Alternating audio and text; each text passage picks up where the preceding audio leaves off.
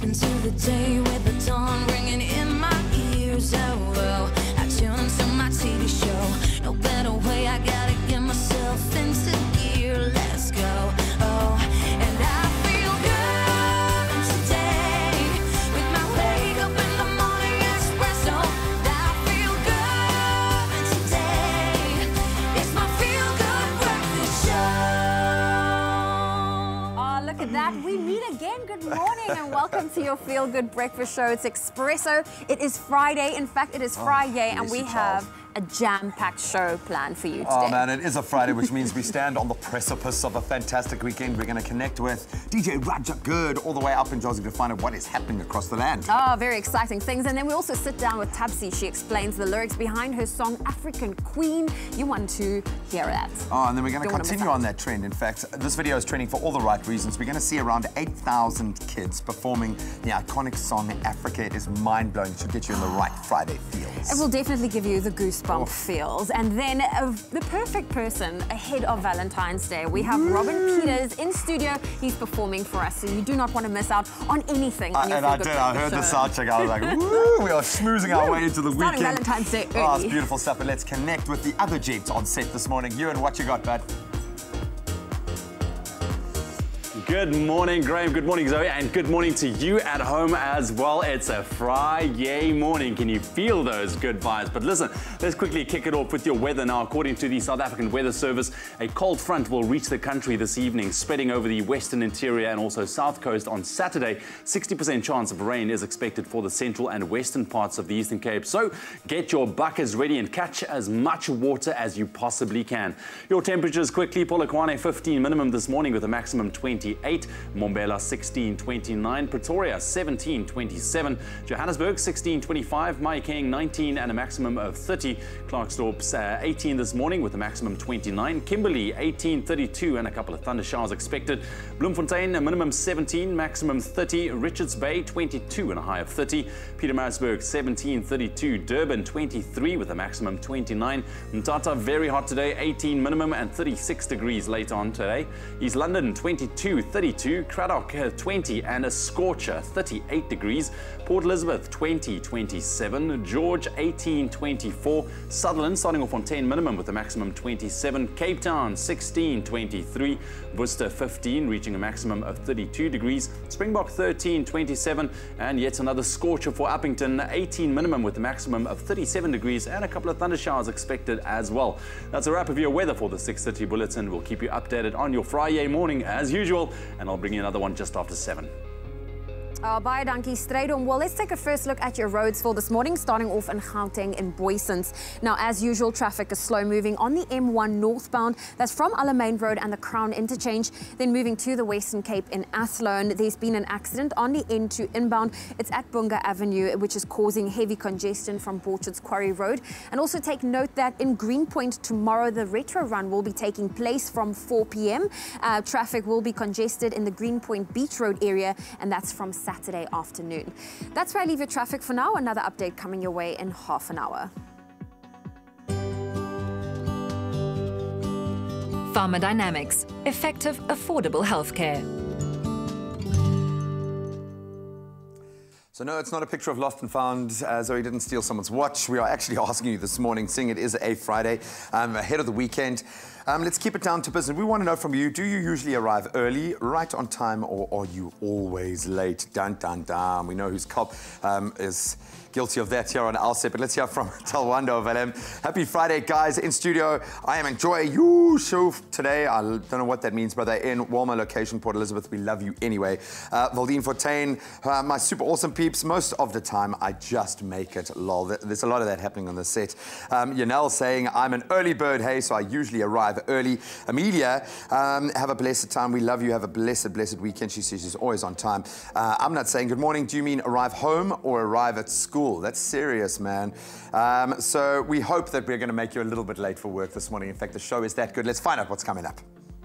Thank you so much, Graham. Yes, keep connecting with us throughout the course of your Friday. We'd always love to hear from you. We're going to take a quick break. When we come back, we connect with the Roger Good team to find out what is hot and happening this weekend around the country. And I hope Dani Mariki is back after her scuba trip last week. Yeah, we'll have to find out. We'll have to connect with them. And then, of course, if you've ever wondered what Tubsy's song African Queen means, don't worry, we sat down with her. She's going to explain her lyrics. We'll find out after the break.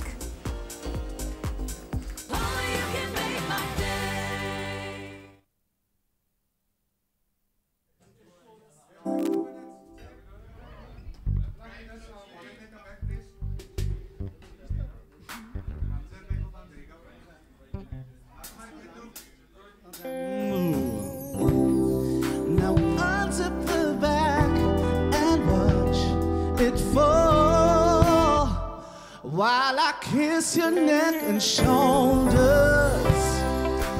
Don't be afraid to show it all. I'll be right there ready to hold you.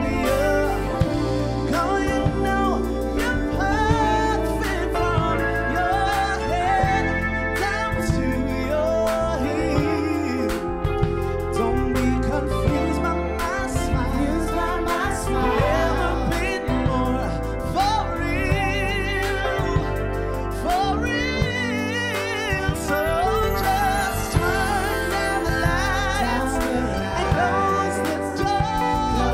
Ooh, I love that dress, but you won't need it anymore. No, you won't need it no more. Let's just kiss till we're naked, baby. Versace on the floor. Ooh, take it off for me, for me, for me, for me now, girl. Versace on the floor. Whoa. Take it off for me, for me, for me, for me now, girl. It's warming up. Can you feel it? It's warming up. Can you feel it? It's warming up. Can you feel it, baby? It's warming up. Seems like we're ready for more, more, more. Let's just kiss till we're naked. Ooh, Versace on the floor. Whoa. Take it off for me, for me, for me, for me now, girl. Versace on the floor. Whoa. Take it off for me, for me, for me, for me now, girl. Versace on the floor.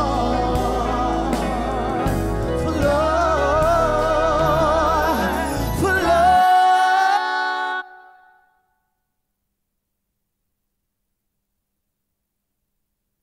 It's my feel-good breakfast show.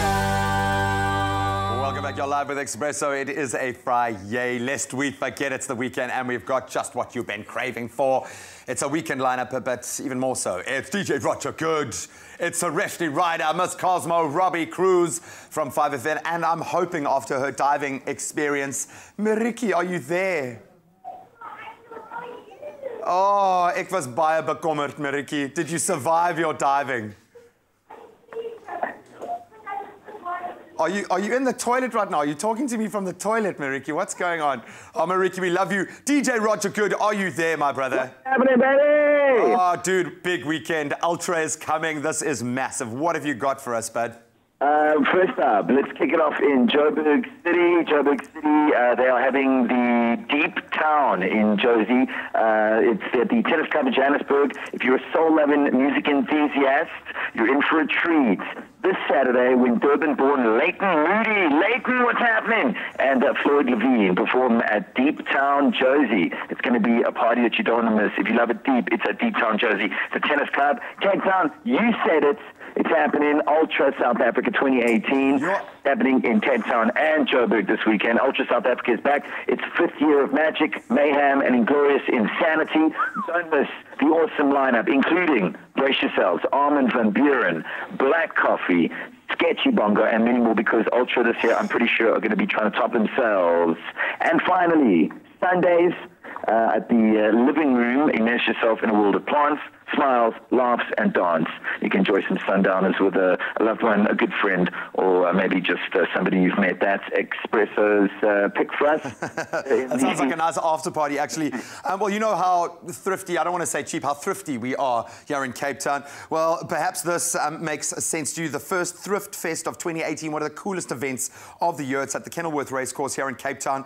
It's, I think, for anyone who loves a bargain, but anyone who's looking to dip into a bygone era and find some unbelievable deals, maybe find yourself a vintage statement piece, or you can just treat yourself with some awesome, cute handmade accessories, delicious homemade snacks. It is a perfect place to find pre-loved goodies and much, much more, and just come hang with an ultra cool crowd. And that's happening tomorrow, the 10th of Feb, and it's for free because it's thrifty, and it kicks off at 3:30 in the afternoon. All right, you know what I need? You know what I need, man. I've been craving for it. Give it to me. Yes, Can I get a hoorah?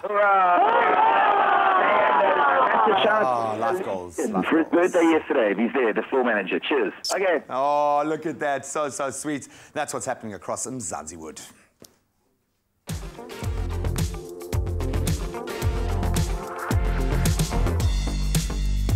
Thank you so much, Graham. Thank you so much, Roger. Good team. I'm just happy Tani Mariki is okay. Thank you very, very much for that update. Right now, let's quickly get you updated in terms of your celebs.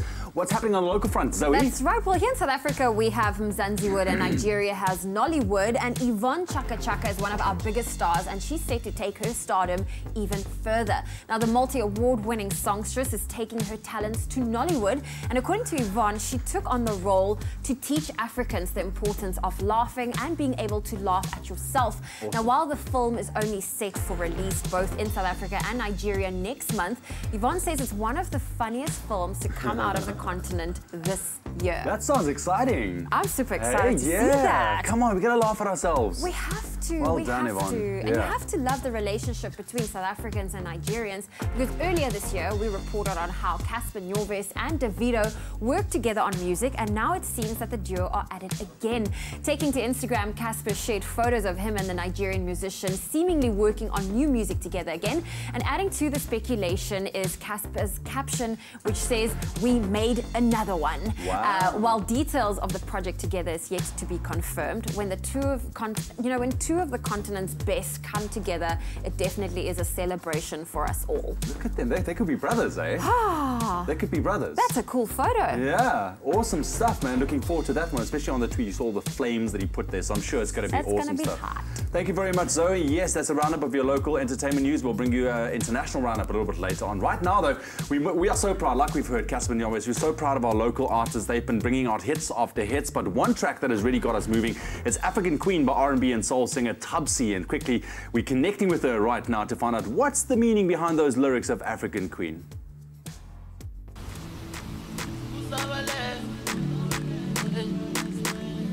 Hi guys, my name is Tubsy. I'm a singer-songwriter, and I'm here to explain my lyrics for African Queen. Special, like nothing he's ever seen. You say you wanna care for me, treat me like royalty. Special, like nothing he's ever seen. He say you want to care for me, treat me like royalty. Black diamond, the rarest he'll ever find. He want to hold my hand, he want to be my man. So that's basically just me kind of explaining how I want to be treated by my African king. I want him to treat me like I'm royal, like I'm special, like I'm the rarest diamond in the whole wide world. He say you wanna take me to Lagos, introduce me to Tiwa. He say he want to take me to Ghana, show me up to his mama. He say he want to take me to Lagos, introduce me to Tiwa. He want to take me to Dubane, angiphathe kahle. I'm his African queen, and he want to love me. So this man that wants to love me takes me all across the African continent, to Ghana, to Lagos, back to Durban, and he's just basically spoiling me. I guess the song just speaks about how I'm treated by this man who wants to do right by me. He searched around the world and couldn't find another girl. No, no, no. My melanin poppin', baby, I can't stop it. It must be that African fighter. No, there is no other. He searched around the world and couldn't find another girl. No, no, no. He wanna hold my hand. He wanna be my man. So that's the second verse, and it basically just speaks about the beauty of an African woman. Her melanin is popping. She's got that African butter, and he just wants to hold her hand, and he wants to be her man. Yeah, that's the second verse.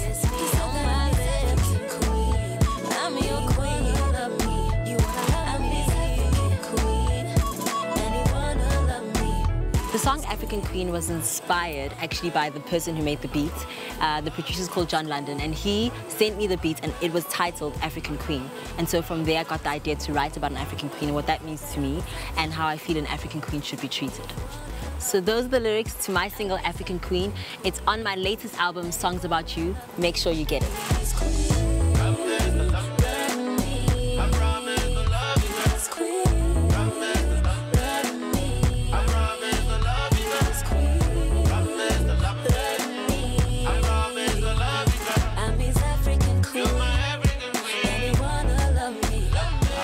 See our African Queen, man. Brilliant, brilliant music from this young one, eh? Yo. Absolutely stunning, absolutely stunning. Moving away from music right now, let's get into your sport quickly. And it's finally the weekend, which means there are 3 days of action-packed sporting coming your way with something for all fans, of course, across the board. And with so much to choose from, here are our picks of what to keep your eye on the sporting world this weekend, Graham. Stop the clock. We're going to keep it simple this morning.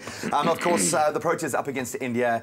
After such a strong performance in the Test series, we took it 2-1, despite them starting to find the Indians finding some form in that. I mean, Virat Kohli finding some form. The captain is in the form. He is undoubtedly the best cricket player in the world at the moment. That's it.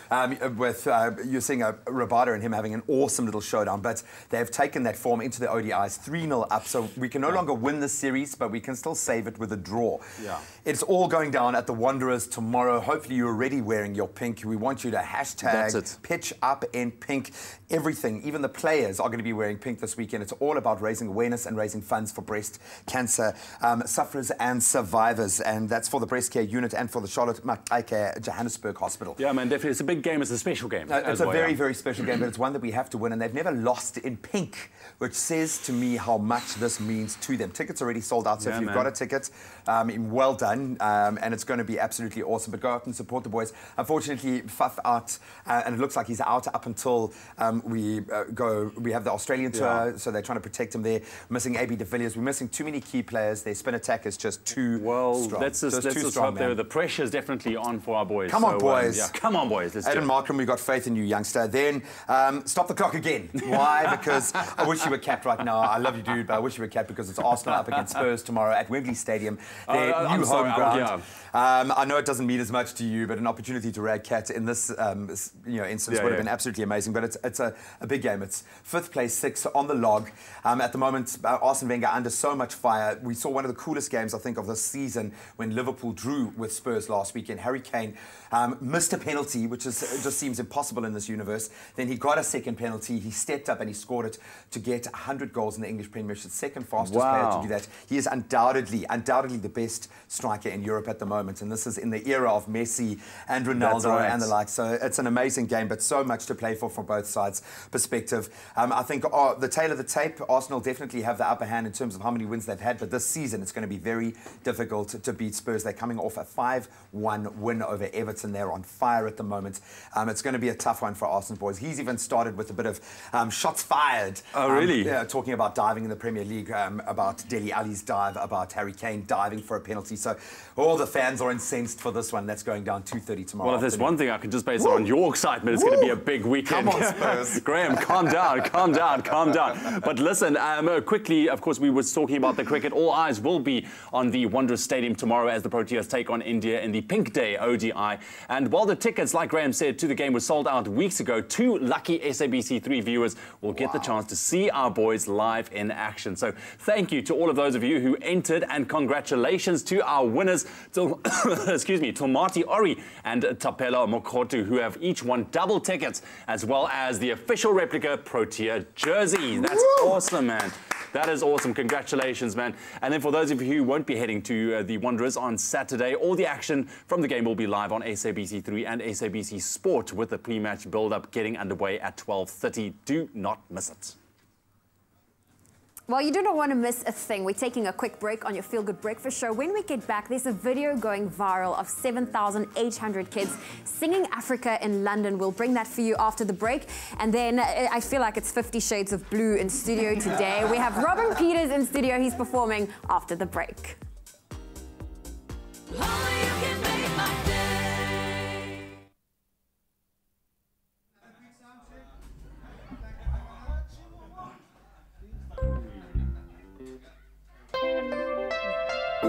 Turn the lights and close the door.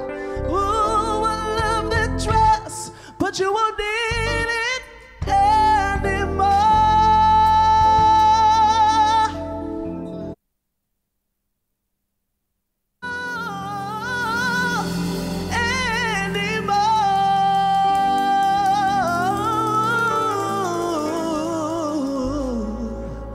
Let's just kiss until we're naked, baby. Let's just kiss.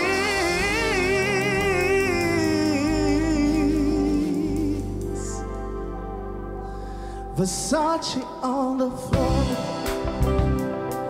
Ooh, take it off for me, for me, for me, for me now, girl. Happiness. Something is feeling. Is something is. Something is feeling.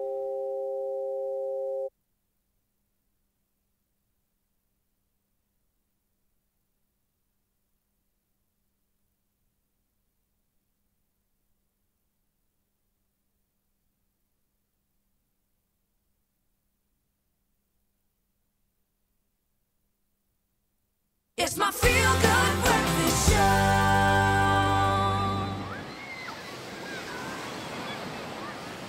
The sand and water resistant Galaxy S8. Made for summer.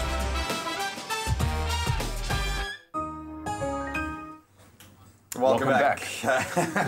Sorry, Graham. Who's it gonna be? Sorry, Graham. I think you got me too riled up. You got me too excited actually going Absolutely. into the weekend sport, man. But it is a Friday, so let's slow it down, chill it out, have a little bit of a laugh. What you got for us? Listen, let me tell you, this clip that we're going to show is going to give you goosebumps, that's for sure, because it's a phenomenal sight to have seen if you haven't been there, obviously, because it took place at the O2 Arena in London, where the Young Voices performance performed Toto's Africa. We're talking about 7,800 children that performed. Let's just quickly check it out.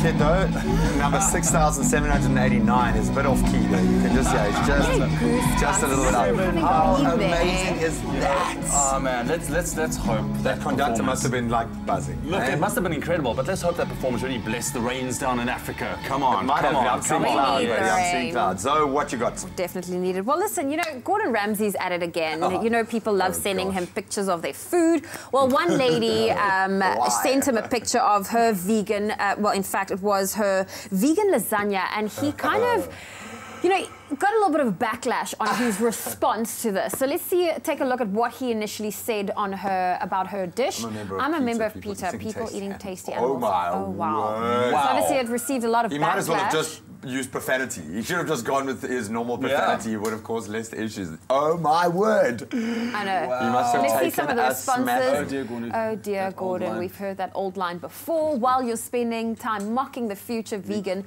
we're betting you one day become. Most chefs are exploring healthy, animal environment friendly, plant-based. That's actually quite a moderate response though. That's actually quite a, you know, she obviously took a moment, he took a moment. Oh man, that is crazy stuff, but very cool stories.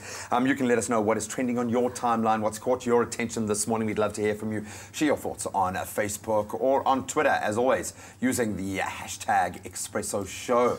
Likewise, you can give us your thoughts on our performance this morning. This morning, we welcome into studio the phenomenally talented Cape Town vocalist Robin Peters, who is sounding absolutely amazing. He is doing a Bruno Mars hit, Versace on the Floor. Let's take our time tonight, girl. Above us all the stars are watching. There's no place I'd rather be in this world. Your eyes are where I'm lost in. Underneath the chandelier we dancing all alone. There's no reason to hide what we're feeling inside right now. So baby, let's just turn down the lights and close the door. Ooh, I love that dress, but you won't need it anymore.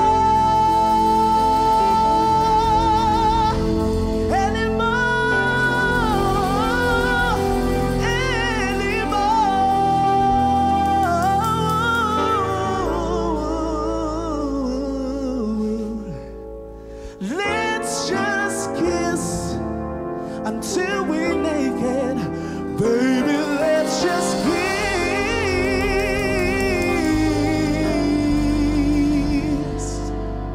Versace on the floor. Ooh, take it off for me, for me, for me, for me now, girl. Versace on the floor. Whoa, take it off for me, for me, for me, for me now, girl. Now untip the back and watch it fall while I kiss your neck and shoulders. Don't be afraid to show it all. I'll be right there ready to hold you. Girl, you know you're perfect from your head down to your heel. Don't be confused by my smile, 'cause I ain't never been more for real, for real. So just turn down the lights and close the door. Ooh, I love that dress, but you won't need it anymore. No, you won't need it no more. Let's just kiss till we're naked, baby. Versace on the floor. Ooh, take it off for me, for me, for me, for me now, girl. Versace on the floor. Whoa, take it off for me, for me, for me, for me now, girl. It's warming up, can you feel it? It's warming up, can you feel it? It's warming up, can you feel it, baby? It's warming up. Seems like we're ready for more, more, more. Let's just kiss till we're naked. Ooh, Versace on the floor. Whoa, take it off for me, for me, for me, for me now, girl. Versace on the floor. Whoa, take it off for me, for me, for me, for me now, girl. Versace on the floor. Floor.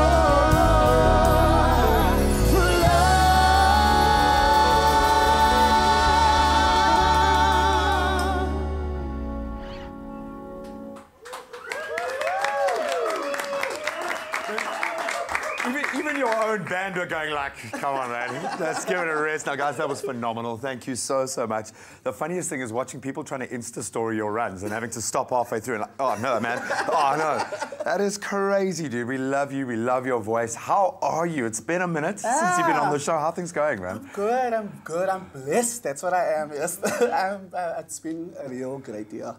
Robin Peters. And it's the start of a brand new year. What is standing out for you? Is it all about the performing at the moment? Because I know you're, as much as we now know who you are, you've still got to kind of cement that position. Are we going to see you in studio? Have you got an 18-track album on the way? I actually have a single on the way. It will be released on iTunes and Google Play on the 14th of February, and also at the show. Of course, the 14th of February. Yeah, so it's definitely... Congratulations. Is it this kind of vibe?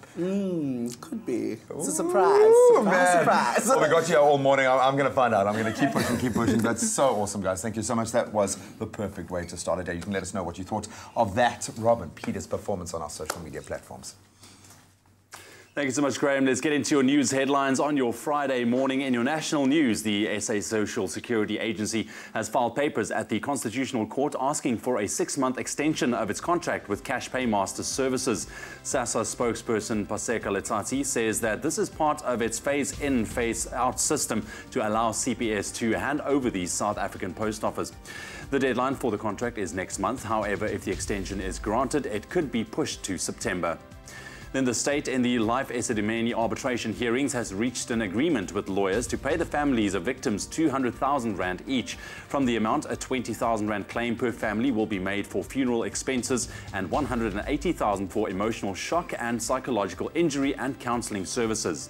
While the agreements will bring some closure to the families of the 144 patients who died from starvation and dehydration after the Gauteng Health Department moved them to ill-equipped NGOs in 2016, no agreement has been reached with lawyers representing the families of the patients who survived the tragedy. In your international news this morning, former Bangladesh Prime Minister and opposition leader Khaleda Zia has been jailed for 5 years for corruption as thousands of supporters took to the streets of the capital to protest her innocence. Khaleda, her son and aides were convicted of stealing 21 million taka in foreign donations received by an orphanage trust set up when she was last Prime Minister from 2001 to 2006. According to lawyers, Khaleda plans to appeal against her conviction and will most likely be freed on bail pending that process. And lastly, Turkish President Recep Tayyip Erdogan and Russian counterpart Vladimir Putin have agreed to hold a summit in Istanbul alongside Iranian President Hassan Rouhani, aimed at reviving the peace process in Syria. According to Turkish media, the leaders will, amongst others, discuss speeding up the establishment of military observation posts in Syria's Idlib region and discuss the humanitarian situation in eastern Ghouta near Damascus. The date for the summit is yet to be confirmed. And also, finally, viewers are encouraged to note that the 6 p.m. news, or SABC News rather, bulletin on SABC3 has now moved to 9 p.m. That's where we leave your news headlines. We'll bring you a final update at 8 o'clock.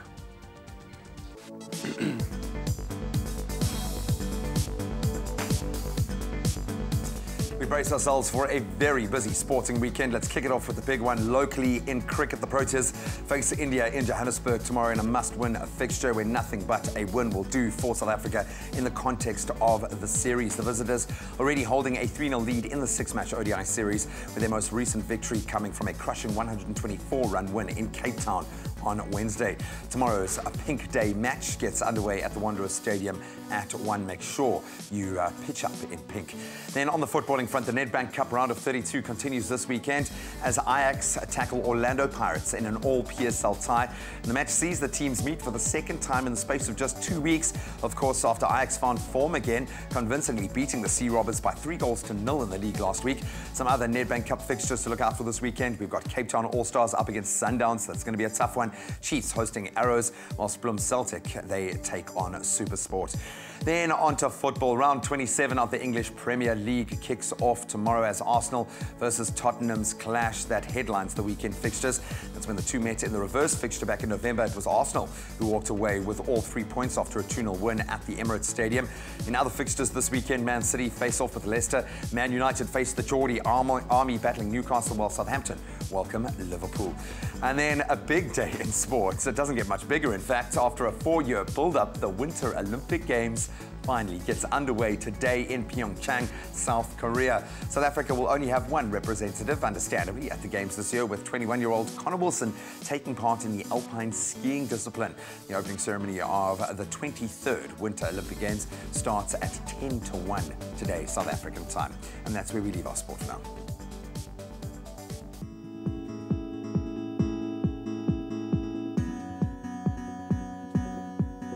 Well, let's take another look at your traffic. Starting off in Gauteng and Highfield, as usual, traffic is slow moving on the N1 southbound. That's from the N14 Brakfontein interchange, heading towards Olifantsfontein Road.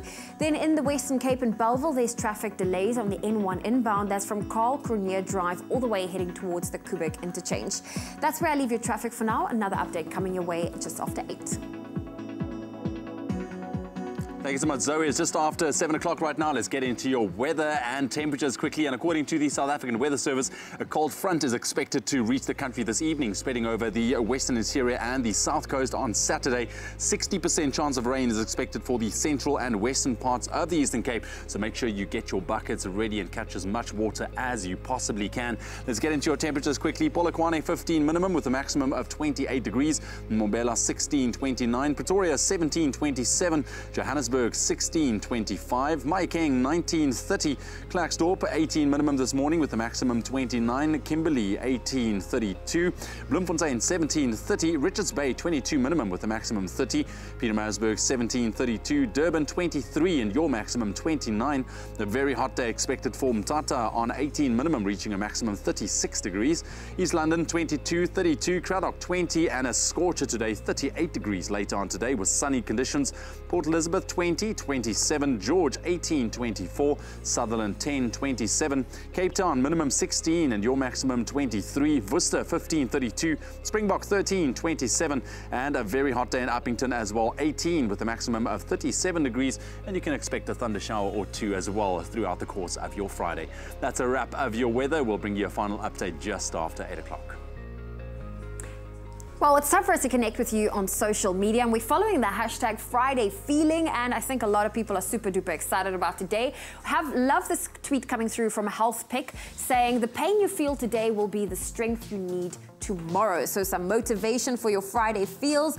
You know what, it's that day where you've worked hard through the week. Now it's time to make plans for the hashtag weekend, hashtag Friday feels. And also, you know, here we have one coming through. In fact, I want to scroll down to the little birdie. It says, today will be amazing, so wake up and smile. Positive is a choice that became a lifestyle, hashtag Friday feels. So if you'd love to share your Friday feels with us, just head on over to social media. Remember our hashtag Expresso Show. Wow. Can you repeat that? We're about to play our favorite guessing game, okay, where we put not you, but our presenters to the test to find out who's been switched on this week. You guys can start scoping our YouTube channel for a bit of a catch-up. Zoe, come and sit down here quickly. Come on, Zoe. I'm here. He is about to annihilate you. Going down, Zoe. Going down, Zoe. Of power. So, guys, you know how it works. Can I hear your sound quickly? Me. Bang, bang. Bing, bang, Mimi, we're going old school for this. You know the drill. You've got to wait for me to finish the complete question, and you can give your sound. The person whose sound or buzzer comes out first, then obviously gets the opportunity to answer. Please look forward, guys. Don't look at my tablet. You guys can look at the tablet, though. We loved having our Zola Nene back. The first question this morning, guys, is Zola Nene is working on creating a second what? Oh, you and I've got to give it to you, buddy. Second cookbook. I was going to say that too. Booyah, a cookbook, but you've got to say it with an exclamation mark, okay? Eyes front. Day 0 has been moved out to which date? Me. Wow. 11 May. Wow. Oh, bam. You know that. You mentioned it about 20 times today. I know, just wow. Sorry, nice one. I missed that one. I like that. What is Kylie Jenner's baby's name? Me. Wow, I'm going to have to, it's going to be a time, I'm going to give you both an opportunity. Stormy Webster. Okay. Stormy with an I. Stormy with an I. All right. Yeah. Stormy with an I. Stormy Webster. I'm giving you 1.5 points, so she's in the lead. Because she gave the but Webster's not on there. Buddy. No, you have to go with what's on the tablet. It's not fair. Final question. Eyes front. What fruit did we use as a bowl alternative for a fruit salad? Bang, bang. Boom. For the win. For the win. For that. Melons. Booyah, a sweet melon. You gave me 2 answers there, which means that Ewan is our rating champion this morning. Congratulations! Dun, dun, dun. Well done, Zoe, but you were in it. No, that was fantastically. Both of you concentrating. You featured. The big question is, have you guys at home been concentrating? We've got a food for you to answer on our social media pages.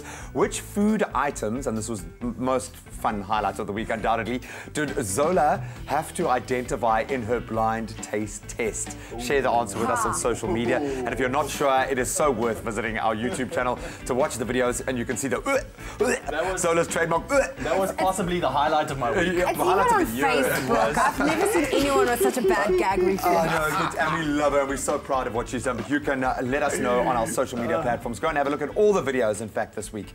It's been an awesome week, so well done to you guys as well. That's right. Well, listen, don't go anywhere. After the break, it's all about heart health. We have the team from Pharma Dynamics here, so we'll make sure that your heart is healthy and happy. That's it. On the back of that, we are going to show you how to make delicious summer-filled granola tarts. Yes, the lovely Claire's in studio. So stick around for that after the break.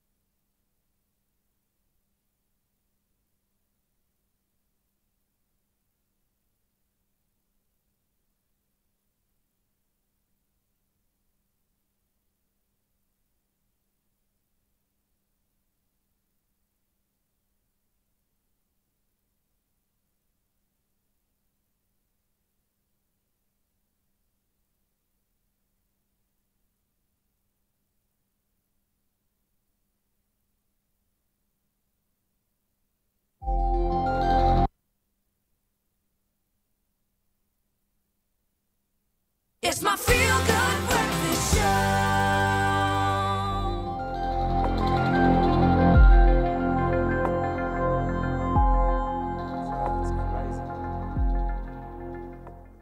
Oh, yeah, I know. No, I always think of the regular show, because I spend my life watching Cartoon Network now when I'm having quality time with my son. And the regular show, they've got a game show called Fool Me Once. 9, 8, Side booster ignition. 6, 5, 4, 3, 2, 1. Ignition.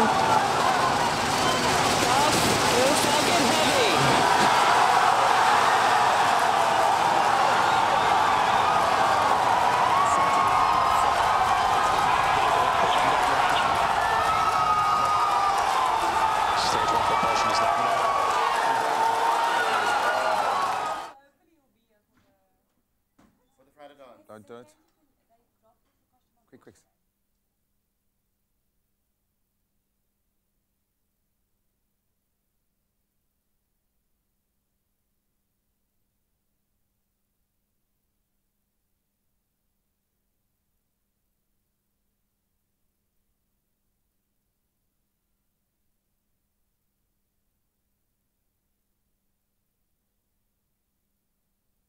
It's my feel-good breakfast show.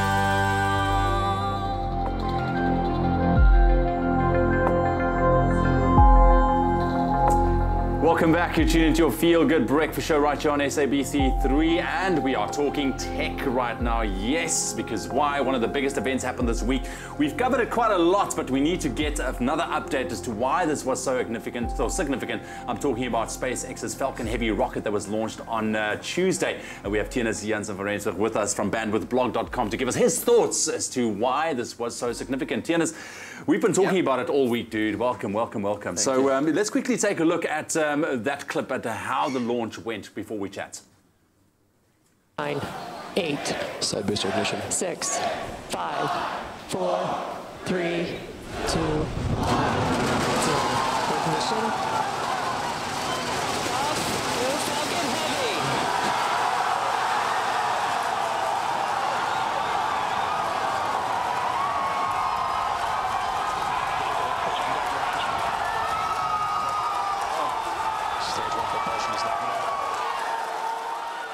Yeah, look at that. It's amazing. Look at the speed. I'm just watching the speed and how quickly it goes up. That's crazy, Tienus. Okay, so, you know, that got a lot of people super excited for very good reason as well. But why was this such a historic moment for space aviation? Well, first of all, it was their first test of the Falcon Heavy. And traditionally speaking, when they test new technologies in the industry, it goes horribly wrong at the beginning. Sure. and it didn't. It wasn't 100% successful, of course, with the main rocket not landing back on Earth. Okay. But the other two boosters did, the Falcon 9 rockets. And the reason it's so significant is because what they're trying to do is push down the price of these space launches. Now, the Falcon Heavy can take more than twice the payload of any other rocket in history into space. So that's going to change the way we take satellites up, we go to the International Space Station, and then eventually how we want to get to Mars. Okay, okay. Well, you know, it's getting things into space, I mean, it is a challenge as it is, but now a bigger payload, I can just imagine what that will mean. But from a technical perspective, why do you think this was so incredible? Well, just the technology of being able to reuse these rockets. I mean, it's something that people thought were completely and utterly impossible. Wow. And with the complexity of these rockets, to actually be able to reuse them, fire them off, switch them off, and land them back on Earth is something that 5 years ago, we would have thought people are crazy. I know, and I looked at that simulation video that was circulating on social media with these rockets coming down, landing on their pads. I mean, this is crazy, man. It's so futuristic, actually. Yeah, and the two Falcon 9 rockets that landed, they landed precisely right next to each other, almost just a second apart. It was amazing. Look, it's crazy, but I need to ask you this. What is the actual purpose of a company like SpaceX getting involved, you know, with space travel that's normally left up to, you know, organizations like NASA? I mean, what are they actually trying to achieve here? So what they want to do is, with driving down the costs of space travel, what they generally want to do, and Elon Musk said right from the beginning, we want to go to Mars. He also said that with SpaceX, we're not going to list it on any stock exchange ever, because he doesn't want to be beholden to shareholders and investors and have profit targets. So this company actually doesn't make money, and he's put billions of his own fortune into this company to make it work, and the whole idea is just to get humanity to Mars eventually, and we're hoping within the next decade. He's such an ambitious man. He's crazy, actually. He's crazy. He's a madman. He's a madman. What are you talking about? Round-trip flights to the moon? Yeah, exactly. Later this year, actually. That is mad. Tienus, thank you very, very much, man. Really appreciate it. It is a very interesting world we live in. Elon Musk, like we said, you madman, absolutely mad. But of course, for all the latest tech updates, just head on over to bandwidthblog.com. That fills my heart with joy. Absolutely loved it. Thank you, gentlemen. Now, of course, it is Valentine's month. It's all about the heart. And it makes for the perfect opportunity to re-evaluate our relationship with our own hearts. This is why Pharmadynamics have partnered with the Heart and Stroke Foundation to launch their Hug Your Heart campaign, which sounds awesome, but it is vitally important as well. It has an aim of shining light on heart health and encouraging South Africans to make better lifestyle choices, because that's where it begins. And joining us this morning is Nicole Jennings, of course, the spokesperson for Pharmadynamics, and Pamela Naidu, CEO of the Heart and Stroke Foundation. Ladies, thank you so much for joining us. Awesome new campaign. We've done some really cool partnerships with you around very important things, and this is something we often take for granted, but Valentine's Day does present an opportunity not to look after the heart of someone else, but to look after your own heart. What is this year's Hug Your Heart campaign all about? Yes, definitely. So every year we partner with the Heart and Stroke Foundation for our Hug Your Heart campaign. As South Africa's leading provider of heart medicine, we view it as a very valuable partnership. And what we do is we use the momentum of Valentine's Day and we ask South Africans to rededicate themselves to their own heart health. And this is done through, it's supported by a digital campaign where we ask people to openly tag a Valentine and to say, this year, my gift to you is a healthy heart. There really is no more valuable gift that you can give your loved one than your own health. Oh man, that is actually really sweet. Can I send one to my boy? Is it weird if I wish him a happy Valentine as well? Maybe I can put this to both of you, because you see it from two different sides of the story as well, from a consumer perspective, yes, but also from where the general state is. Where do we sit on the scale? How healthy are South African hearts, or unhealthy, dare I ask? Okay. So yeah, maybe I could go with that one. So basically, in South Africa, the leading cause of death is HIV and AIDS, and heart health and stroke as part of cardiovascular disease, and that as a cluster is the second leading cause of death in the country. Wow. So we're not in a pretty picture at all. Why, Nicole? What are the lifestyle culprits that are driving this? This is, it's terrifying, actually. It's terrifying. The main lifestyle culprits driving heart disease is tobacco use, overuse of alcohol, being overweight, and then also a lack of physical activity. But in our survey that we conducted to support the Hug Your Heart campaign, we asked South Africans, what are you going to do to take better care of your heart health? And we had some fantastic and positive results. We saw 71% of South Africans saying that they are actually going to start doing more physical activity, probably a bit of the New Year's resolutions also coming through there. Yes, a good timing. 65% promised to drink more water, so great news for South Africa, not so great for Cape Town, unfortunately. Bottled water, I'm assuming, 50% of South Africans said they're going to get their blood pressure, glucose levels and cholesterol tested, and then we see 49% pledged to sleep at least 8 hours a day. So really positive news for heart health. What I'm loving about this is that you're getting buy-in from the general public by asking them, as opposed to kind of preaching and pumping this message out there, but get people to actually take it on board and understand. Because I think few of us understand why heart health, heart disease, hypertension, related hypertension is so deadly. Why is it so dangerous?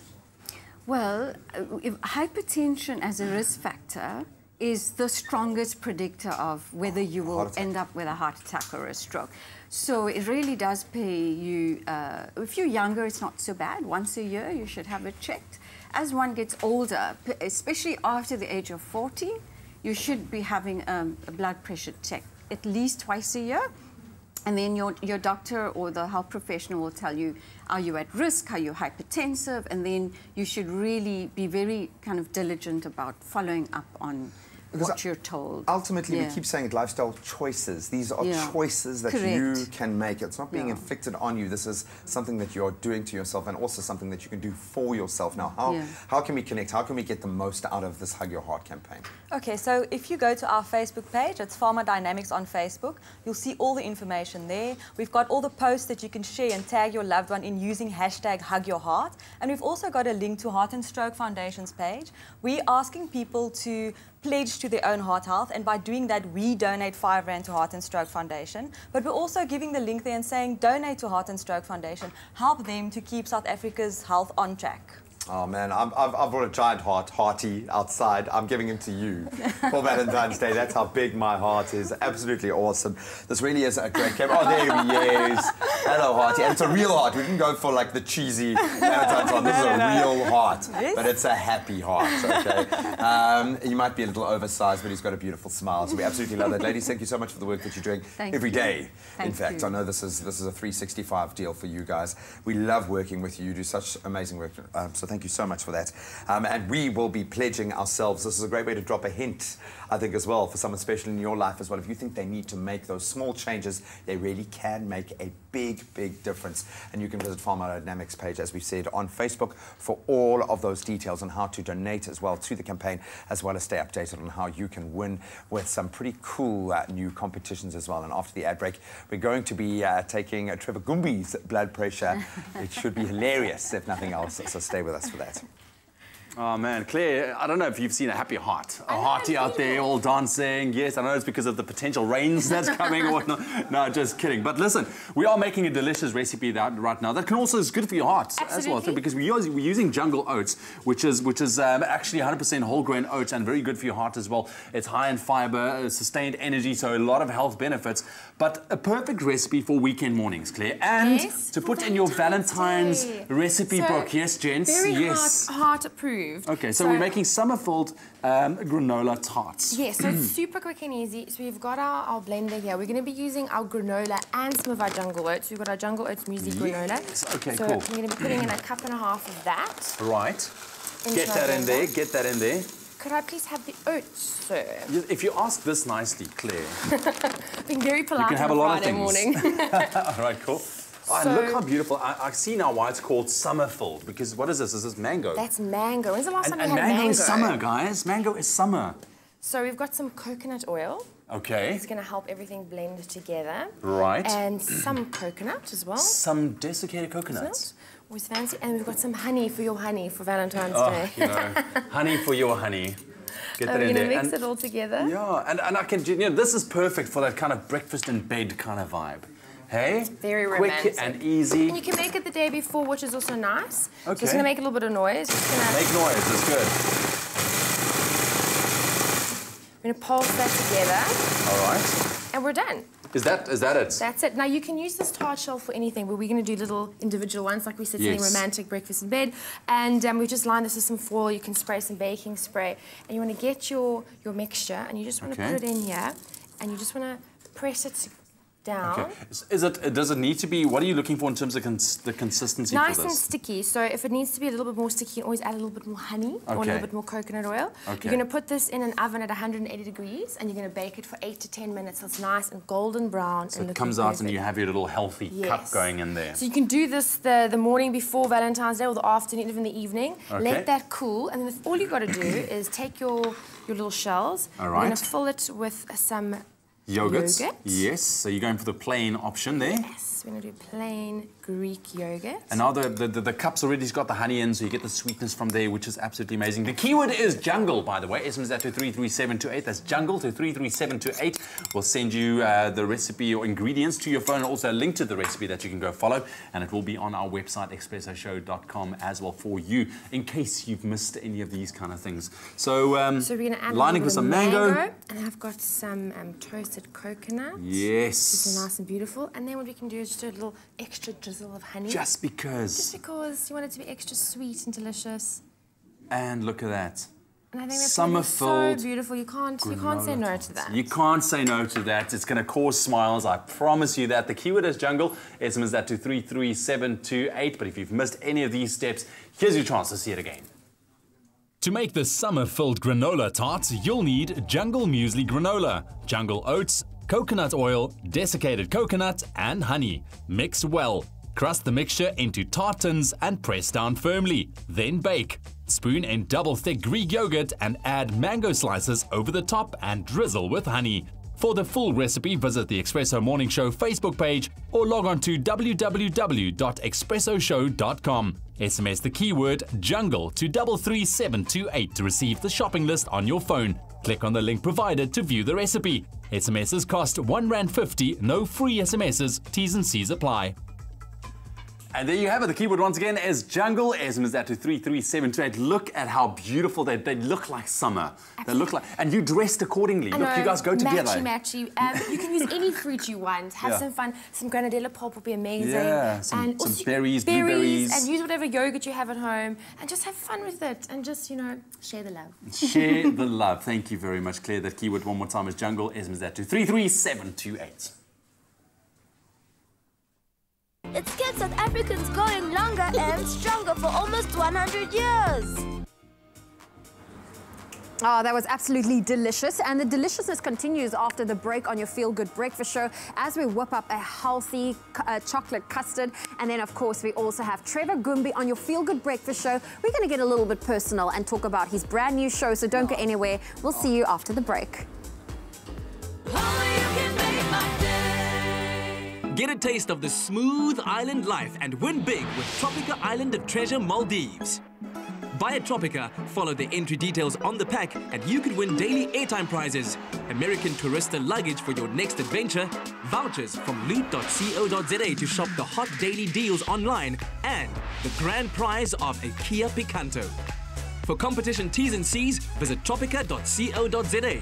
And don't forget to watch Tropica Island of Treasure Maldives every Monday at 7:30 p.m. on SABC3.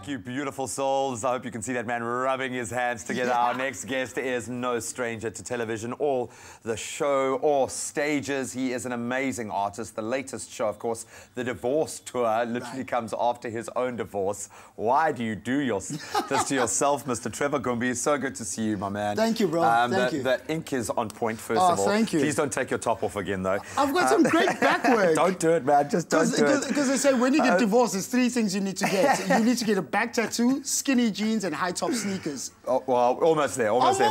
Floral is quite a statement as well. Buddy, The Divorce Tour. Why do you keep doing this to yourself, man? What? Obviously a rough time in your life, undoubtedly, but you're finding a lighter side. Yeah, because the thing is, things happen to me as they happen to many other people. But people don't speak about it. When I went through my drug addiction and my subsequent rehab stints. Amazing. Yeah, rehab you know story, what I mean? Bro. I felt the need to speak about it because I know there's people who don't speak about it and live under addiction without knowing that there's help, and other people have been through it. So with me getting divorced, it was quite a rough time in my life, and people don't really see stand-up comedians as people who go through life. They just think everything's fine and blah, blah, blah. So I thought, you know what? It was a tough time. I'd like to talk about it and, let's try to see the funny side of it.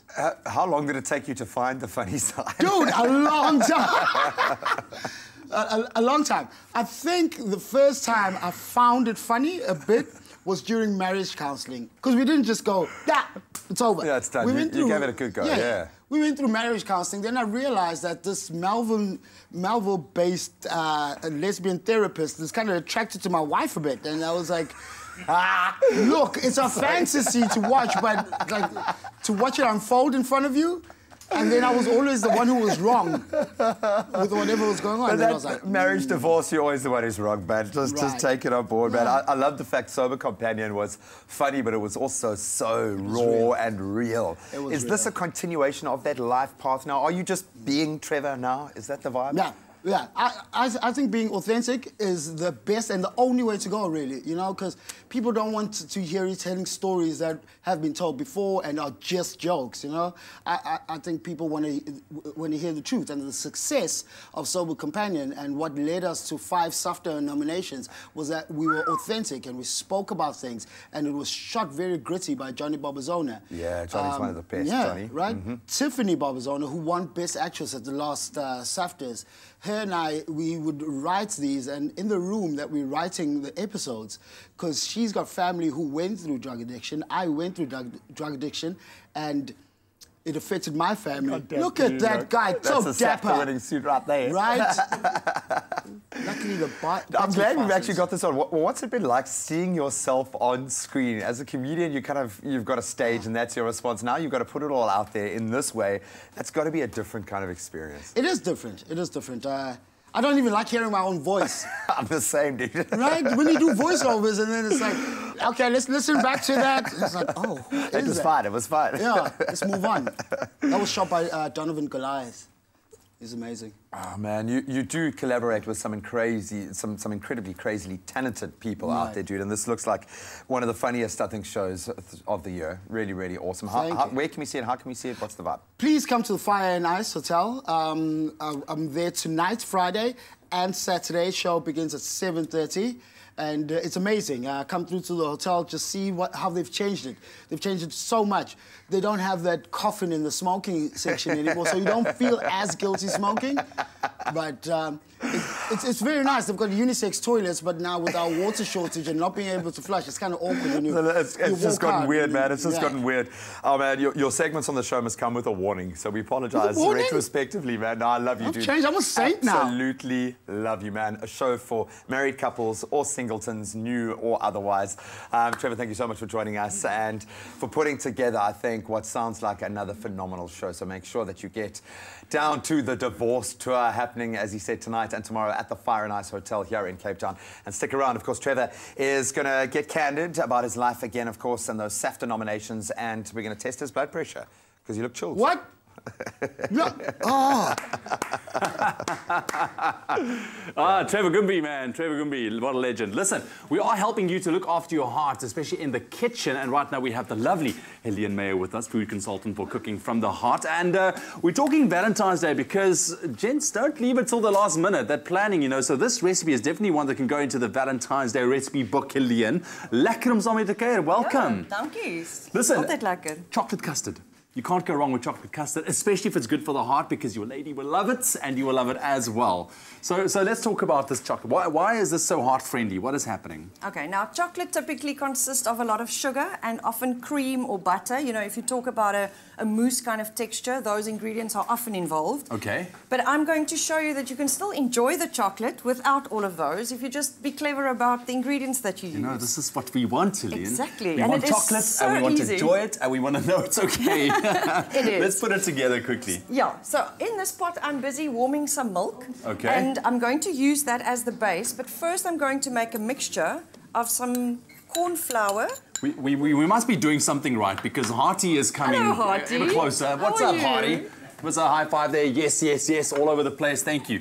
Have a look at this recipe, man, and we need your approval, okay? Got. Okay, now very important when you work with chocolate is to use a dark chocolate as far as possible. Okay, so there's what if more you've flavour gotten in that there as now? well. So I've Is that got the corn cocoa? flour, little bit of sugar, literally just a tablespoon. Which is okay, okay. Because this okay. is for at least 4 portions. Yes. So you're going to have literally just a little bit. And the cocoa, and then always a little bit of vanilla. And cinnamon, interestingly enough, adds quite a nice flavour element when you work with chocolate. Really? So this is Okay. going to become a mixture, and then you're going to stir in the warm milk into this. Right. So that you can make a paste. Well, let's see this. Do you want me to mix what you throw? Yes, or let me thank help you out here. I'm Okay. just going to start with a little bit first. Okay, so and obviously the... And then you're going to put all of this back into the pot and simmer it gently, just for the corn flour and the cocoa to be cooked and for the mixture to set. There we go. Let's get it nice and loose. So that will not kind of, like you mentioned, set. Oh, look at that. It's chocolatey. Yeah, and you can smell the chocolate, and Yes. that and the cinnamon together is quite a nice combination. And then you just pour it into a glass or a little jar. If you want to Yeah. go on a picnic, you can pour it into a little jar with a lid on. Yeah. And then always some seasonal fruit to add to that. Okay, so this is what it comes out looking at. Yes, that's what it looks like So when it's- this is set already. Yeah, so- you can see that one's done already. So a handful of nuts is Yes. always a good thing with, you know, for our hearts, healthy oils are always important. Yeah. Instead of adding cream or something, rather add some fruit. berries and Because stuff, fruit and chocolate is always a good combination. So it can't be easier Listen, than this. SMS the keyword dessert to 33728 to get your hands on this healthy chocolate custard. You can't go wrong with this one for Valentine's Day. Absolutely not. Harty, do you agree? Yes? Thumbs up. 2 thumbs up. Helene, while we're doing this, the Cooking from the Heart cookbook campaign, what is Yes. happening there at the moment? Well, as you heard earlier, there's a lovely campaign where if you share the thought of taking care of your heart as part of your theme for Valentine's Day and the heart of February, then Pharma Dynamics will contribute R5 to the Heart and Stroke Foundation, which is to all our Fantastic. benefit. Yes. So there's plenty of nice recipes that we've put together on the website for a nice picnic. So those who don't have the time or the energy to come up with their own menu, it's done already for you. There's some pictures. You're going to go and have a look at That's that. fantastic. There's even a picnic basket that's packed. So if you just follow the instructions, it's there. You don't have to do Wow. anything. You can just Okay, watch awesome. and So learn. where's the website? Is it just... It's cookingfromtheheart.co.za, Cookingfromtheheart.co.za. and you can just go and look for the Valentine's Oh, you menu. see, Valentine's Day this year is going to be awesome. But for our chocolate custard, that keyword is dessert. SMS that to 33728. Helene is going to pop a few strawberries and gooseberries on there. Absolutely amazing. Look at that. Colourful. Try this one out for Valentine's Day. You will most definitely impress. Thank you, Harty. What a legend.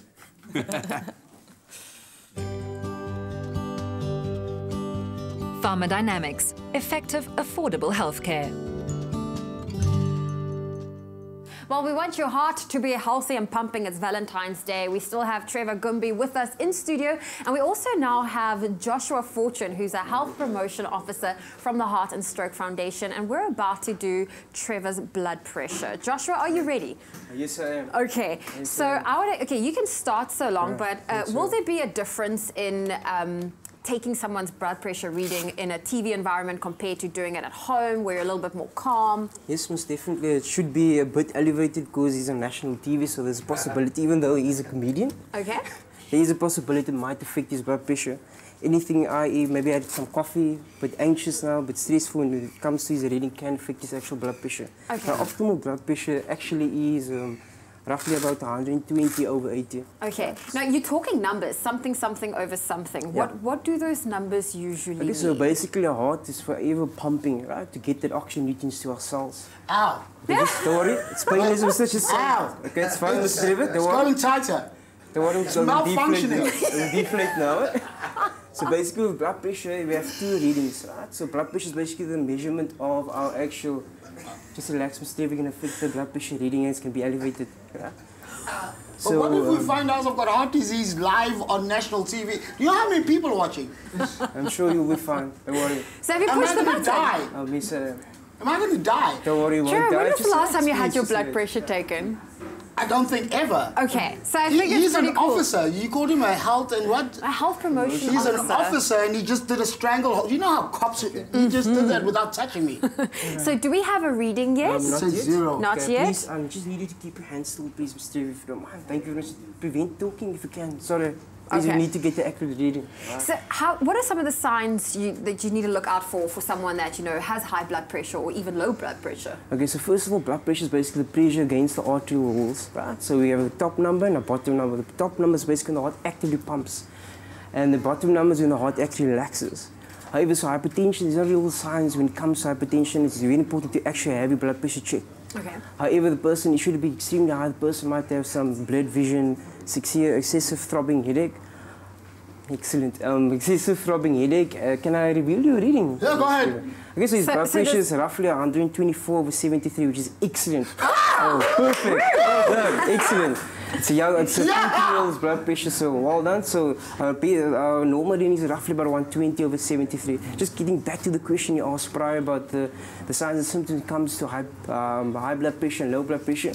When it comes to high blood pressure, usually the person might have excessive throbbing headaches, blurred vision, possible general body weakness, or even hypotension can be a sign of.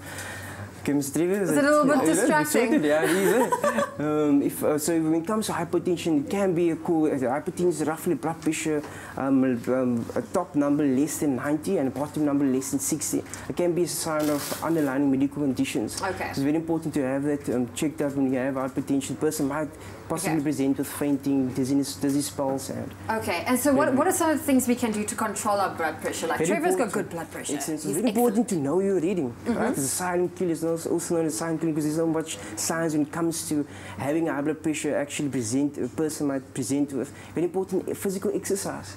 You know, regular exercise. Trevor, are you excessive. Are we? Yeah, look, I'm just so happy, Joshua, right now. I'm so glad I made it day in the I've weekend. got the show, The Divorce Tour. I've just recently divorced. My ex-wife thought she'd break my heart. Look at that. I'm healthy. My heart will go on. My heart will go on. What does the song go? I do not know. It's Celine Dion, isn't it? Yes. My heart will go on. There we go. Well, Joshua, thank you for joining us. Trevor, thank you for being a great sport. It's great to see that your heart is in excellent condition. And since we are talking about heart health, be sure to know your blood pressure reading. Go out and get yourself tested.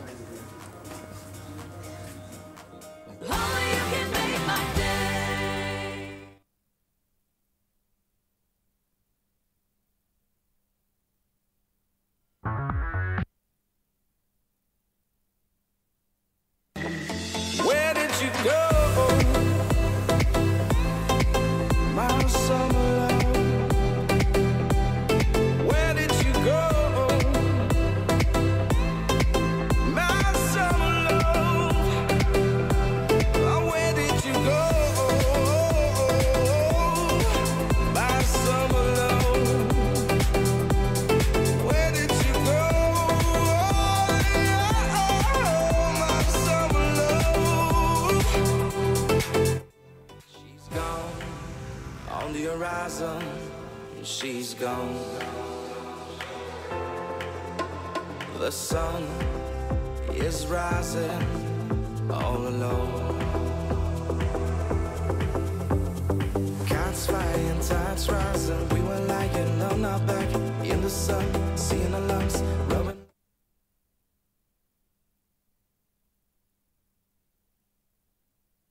It's my feel-good breakfast show.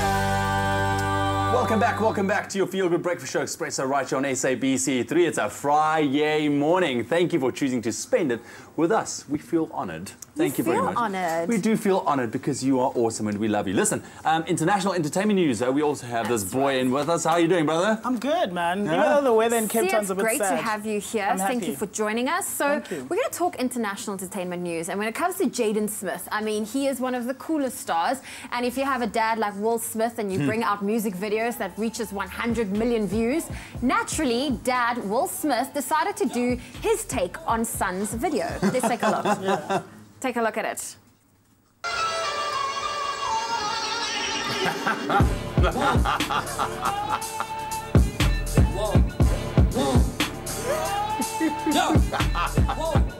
What you call an icon living? Start a record label, Miss Fish just did it. Nylon cover 5 minutes. Whoa, we are too hot in the business. About to make a movie independent. Need new trucks independent. Oh man. I need you to listen to the vision. All your verses sound like dirty dishes. I'm about to clean them in the kitchen. I am just an icon living. What do you think of that? I mean, Will Smith's probably one of the coolest dads out there. I love this family. Yeah. But you know what's funny is when you watch Jaden's video and you watch Will Smith, there's a video clip where they have both playing at the same time, and it's really a fun parody. I just can't believe how quickly Jaden grew up, man. Like, he was just like in The Karate Kid just now with Jackie Chan. I also can't believe he's like 19 and it feels like he's been around forever. I know. He's done so much at a young age. But That's I think right. the video is really incredible, and it just also shows how parents can also integrate themselves in the digital era. So I think that's just a genius video. It is, but Will Smith is quite the funny one. And someone else that we haven't seen much of lately has been, in fact, Miley Cyrus and Liam Hemsworth together. We haven't seen them in a while until now. Now, the pair who are yet to confirm their wedding date were spotted taking some sea and sand at the beach this week. And according to eyewitnesses, Miley and Liam looked happy, and she just loved watching him while he caught some waves. And like, this really marks one of the rare recent appearances that they've made together this year. And we're very happy to see that they are still going strong. Awesome. Yeah. She's one of those stars that, you know, went a little off the rails, and then since Liam Hemsworth's back in her life. Britney Spears, calm down. you know, it I've sort of like written her happens. off after like she became a country music, because she was very much into the hip hop culture and doing all those kind of things. And then when she, you know, went into country music, she's like, yeah, that was a bad decision. And then everyone on Black Twitter was just like, we're cutting her off. So we've cut her off. She grew up with country music. I mean, her dad's Billy Ray Cyrus, you know. Achy, breaky heart. Well, Sia, thank you for joining us. He will also be hanging out with us the whole morning, so don't go anywhere. We still have a lot coming up for you on your Feel Good Breakfast Show. Okay, so we know that summer is actually here, albeit you can't see it with this gorgeous weather. Please let it rain later today. But it's all about creating those smooth summer mocktails this morning. We've got something so simple with just 5 ingredients, light, smooth, and refreshing. Of course, using our Clover Tropica Slender Lychee with a twist of lime. So I'm going to make one for my bro, because Valentine's Day is coming. Buddy, I'm going to have a little bit of fun here. We're using our Tropica Slender because it's got 0 sugar, it's got far less calories, and we're going to make a mocktail. So this is a lychee and lime mocktail. Of course, we're using our Slender with lychee and a twist of lime. It's absolutely amazing. So we're talking no added sugar and 80% less calories in there. But what do we do? We got add the sugar green because theme, we can. yeah. Okay. So what we've got here, we've got 3 limes. Okay, I've chopped them up. I'm going to ask you to use those guns now. We're going to put a few tablespoons of sugar in there. You can obviously do it for taste. Okay. And now just squash it. Crush it, squash it, squish it. Don't burst the bag, okay, but just make it nice and squishy. Obviously, whoa. No. I was waiting for like the lime to go on the screen there. Ultimately, what you wanted to do here is really release those juices. That looks lacquer, but you do still want some of those chunky wine because this is a mojito. Okay, it's a mocktail, but you still want it to have the flavor of a mojito. Ooh, juicy. Okay, it looks absolutely amazing. So now what we want to do, and we put a few sprigs of mint already in there. This is the fun part. Let's Look at that. all in there. It looks amazing. How cool does that smell, dude? Dude, that's amazing. That's such a cool trick. I like that. It's really, really cool. And it's simple. It's 5 ingredients. You can even do this as a party trick. So what we're going to use here is our Tropica Slender lychee with a twist of lime, which is such a beautiful, fresh flavor. It's a mix of dairy and fresh fruit. Absolutely beautiful. But you can use any of the Slenders because they really do pack a flavor punch. You want about 1 cup, so I'm going to use about half of a bottle there. right. And then just a little bit of fresh sparkling water. Okay. You can throw that in the mixer as well. Use about half a bottle and you're going to stir it up. And I would generally put the ice in there, but I've already prepared our little mocktail glasses with Just ice. because Stir it looks up. so cool, It man. really does look beautiful, man. And I know how much of a mess that you and I can make This is true. in the kitchen, so I thought let's keep it simple. Then I'm going to ask you to just pour us 2 beautiful glasses, then we're going to round it off with a sprig of mint. So there you have your lychee and lime mocktail. It's something beautiful, it's fresh, it's got 0 calories before you add the sugar, obviously, and far less sugar. And the key word, if you'd like us to send that 5 ingredients list to you, is clover to 33728. But let's take a little bit of a recap before we do a taste test. Beautiful. You'll be smiling when you serve up a drink that's got all the flavors of a summer classic with fewer calories. It's a Clover Tropica Slender Lychee with a twist of lime mojito mocktail. For this mocktail, you'll need a cup of Tropica Slender Lychee with a twist of lime, fresh mint, 2 tablespoons of sugar, 3 fresh limes, crushed ice, and a cup of soda water. Place the limes, cut in half, in a Ziploc plastic bag. Add sugar to the bag. Crush with a rolling pin to release the juices and set aside. Pour the Tropica Slender Lychee with a twist of lime into a jug. Add the soda water.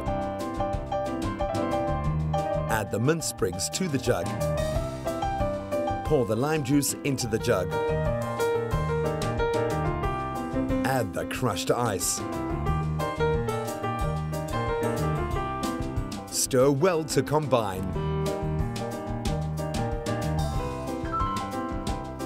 Serve your mojito mixture in cocktail glasses with a slice of lime. Create those tropical vibes at home with friends and family by treating them with this refreshing drink that's definitely cool to enjoy. Made with love by Clover. That's how you make a smooth mocktail. It's Tropica Slender, 80% less calories, no added sugar, because we threw in a little bit of sweetness ourselves. That is our lychee with a twist of lime. Man, Slender mocktail. Cheers, buddy. So if you thought this was smooth, then you want to make sure you catch Tropica Island of Treasure Season 8. It's in the Maldives. It goes out 7:30 every Monday night right here on 3. That is lekker. Cheers, boys. Lovely. That is lekker. Fresh. Wow, summer. Buy a Tropica, follow the entry details on the pack, and you could win the grand prize of a Kia Picanto. For competition T's and C's, visit tropica.co.za. Well, it's that time of the week where fashion reigns supreme.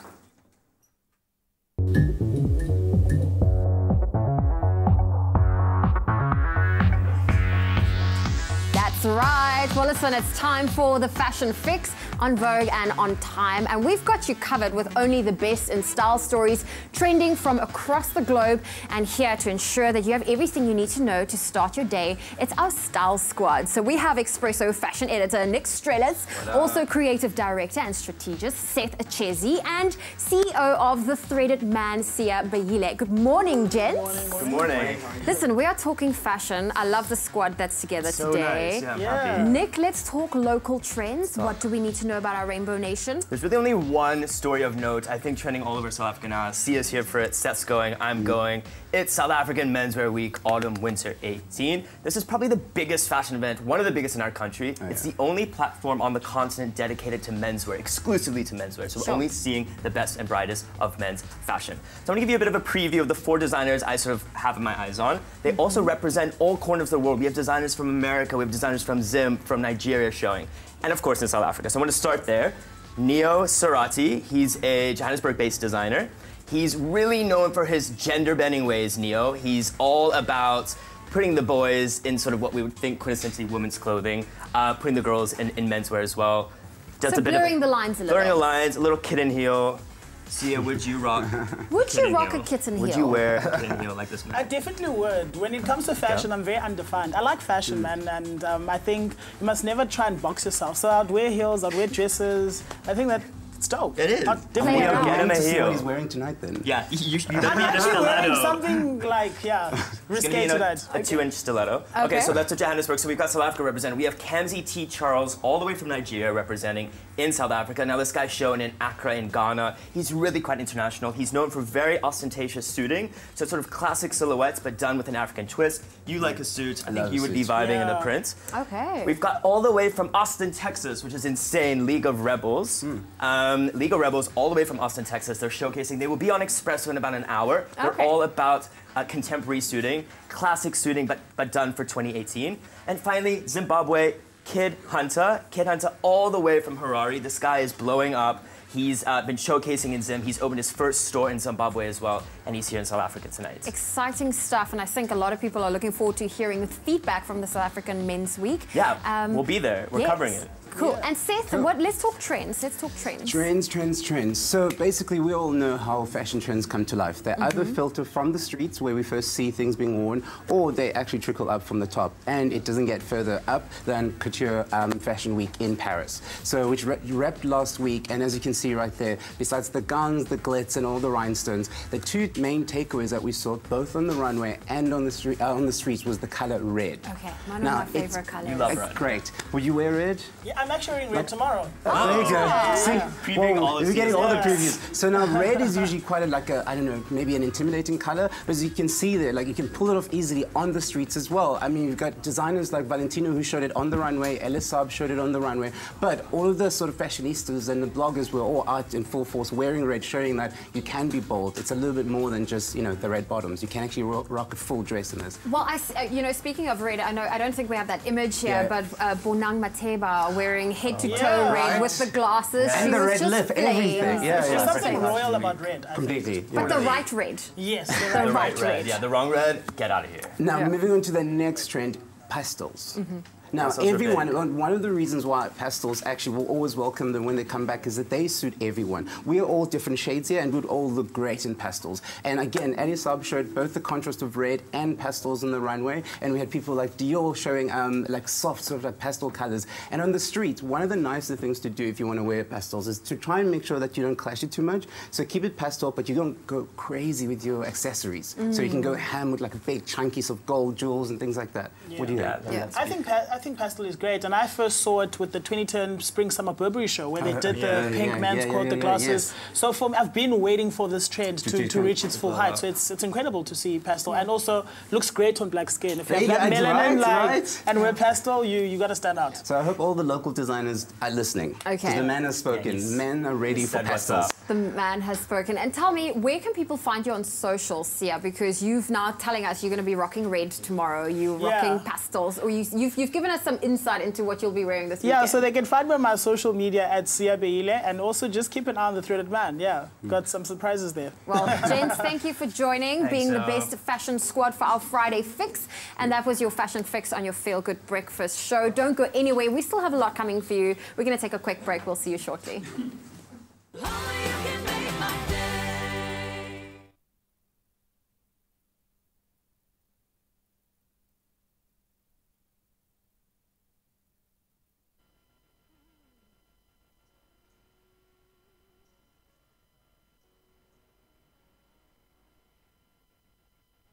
Ik ga van mijn kind.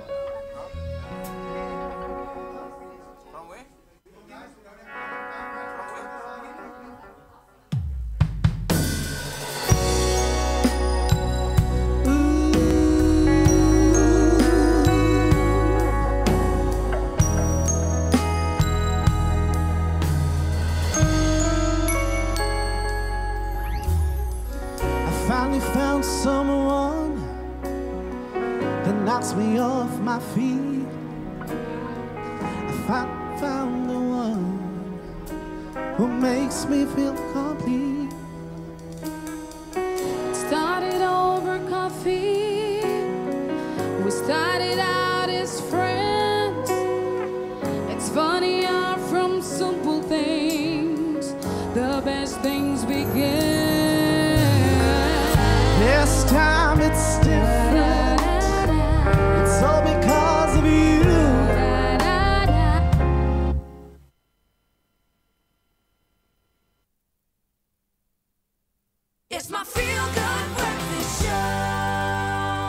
Welcome back. It is almost 8 o'clock. Time to get back into those news headlines. Ewan's got the latest.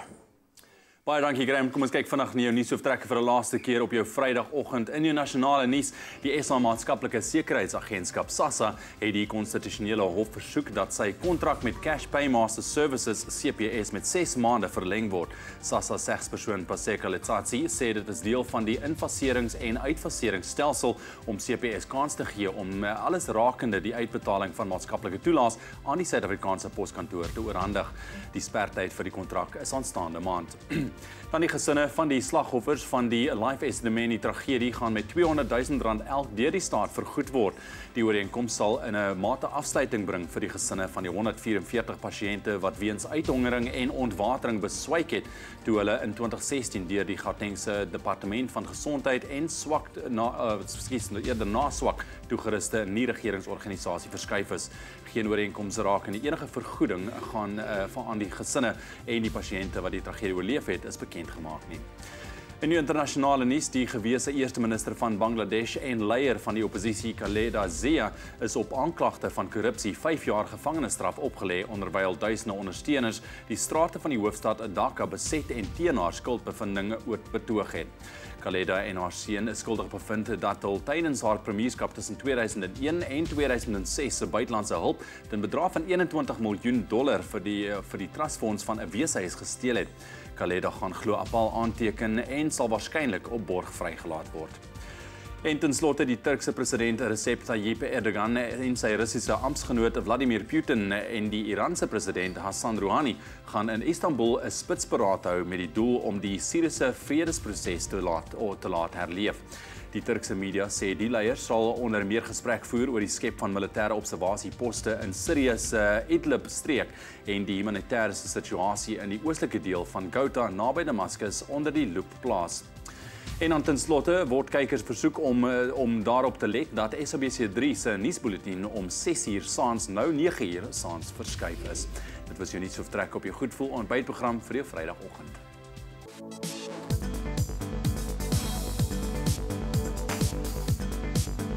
Cricket dominating from a South African perspective this morning as we kick off with the Proteas facing India in Johannesburg tomorrow, where nothing but a win will do for South Africa. The visitors already holding a 3-0 lead in the 6-match ODI series, with their most recent victory coming with a crushing 124-run win in Cape Town on Wednesday. Tomorrow's match gets underway at the Wanderers Stadium at 1 o'clock. Please, #PitchUpInPink. Then on to football locally. The Nedbank Cup round of 32 continues this weekend with some great rivalries as Ajax tackle Orlando Pirates in an all-PSL tie.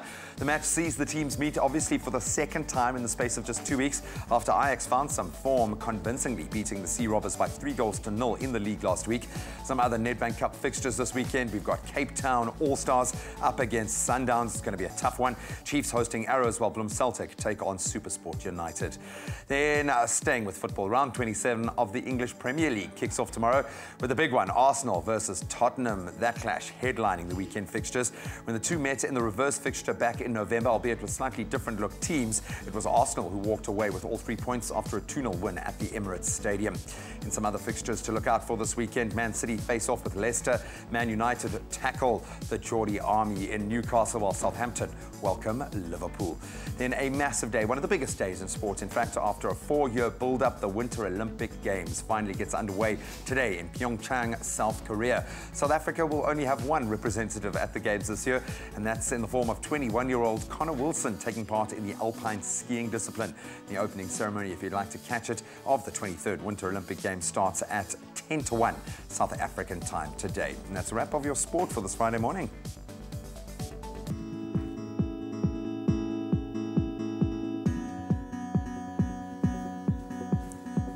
Thank you, Graham. Well, let's take one final look at your road, starting off in Germiston. Now, on the N3 northbound, there's a stationary vehicle.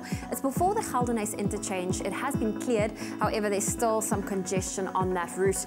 Then moving to the Western Cape in Athlone, there's a stationary vehicle on the N2 inbound on Hospital Bend. All lanes are currently open. However, you can also expect some congestion approaching the CBD this morning. And that's where we leave your roads on your Feel Good Breakfast Show. Let's quickly take a last look at your weather and temperatures on your Friday morning. And the South African Weather Service said a cold front will reach the country by this evening, spreading into the western interior and also the south coast on Saturday. 60% chance of rain is expected for the central and western parts of the Eastern Cape. So make sure that you get those buckets out and catch as much water as you possibly can. Your temperatures for last time on your Friday morning: Polokwane 15 minimum with a maximum of 28 degrees. Mbombela 16.29, Pretoria 17.27, Johannesburg 16.25, Mahikeng 19.30, Klerksdorp 18 minimum with a maximum 29, Kimberley 18.32 and a couple of thunder showers expected, Bloemfontein 17.30, Richards Bay 22 and a high of 30, Pietermaritzburg 17.32, Durban 23 with a maximum 29, Mthatha very, very hot today, 18 minimum and 36 degrees late on today, East London 22.32, Cradock 20 and a scorcher 38 maximum, Port Elizabeth 20.27, George 18.24, Sutherland on 10 minimum with a maximum 27, Cape Town 16.23, Worcester 15.32, Springbok 13.27 and Uppington also very, very hot today, 18 minimum with a maximum of 37 degrees, and you can also expect a couple of thunder showers throughout your Friday. That's a wrap of your weather and temperatures for your Friday morning. Now, while you can see him at Grand West Casino performing in a Valentine's Day inspired show, Robin Peters, It's a Love Thing, the details are on screen right now.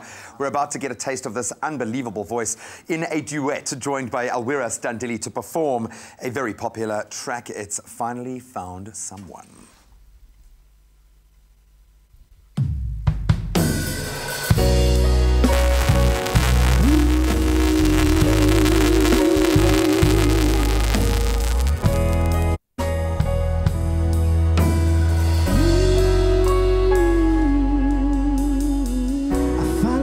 Someone that knocks me off my feet.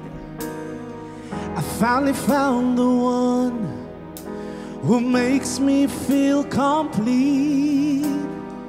It started over coffee. We started out as friends. It's funny how from simple things the best things begin. This time it's different. It's all because of you. It's better than it's ever been, 'cause we can talk it through. My favorite line was, can I call you sometime? It's all you had to say to take my breath away. This is it.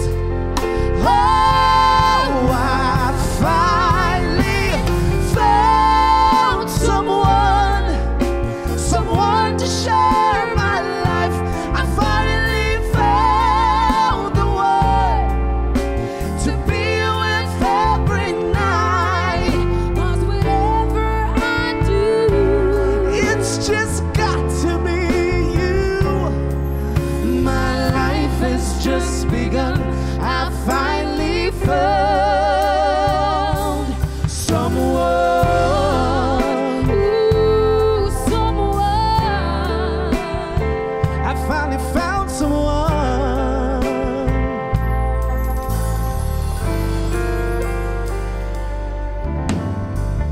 Did I keep you waiting? I apologize. Baby, that's fine.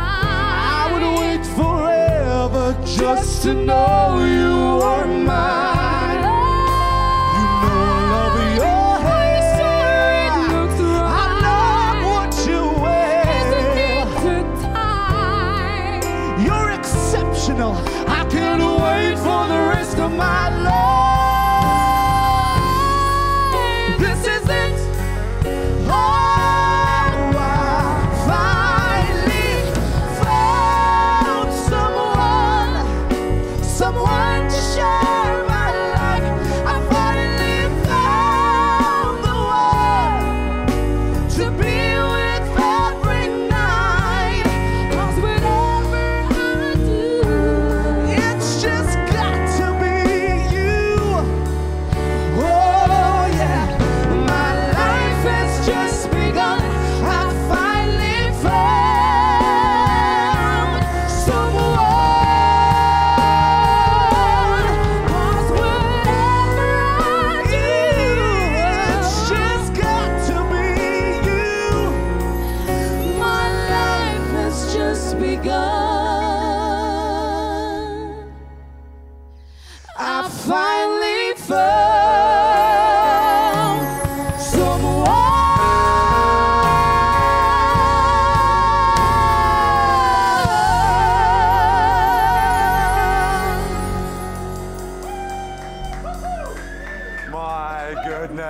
My goodness, that was truly phenomenal. Thank you so much, guys. Just a taste of what you can get in Valentine's Day. I think we all need to take a moment to sit down and soak that up. We'll see you after the break. Wow.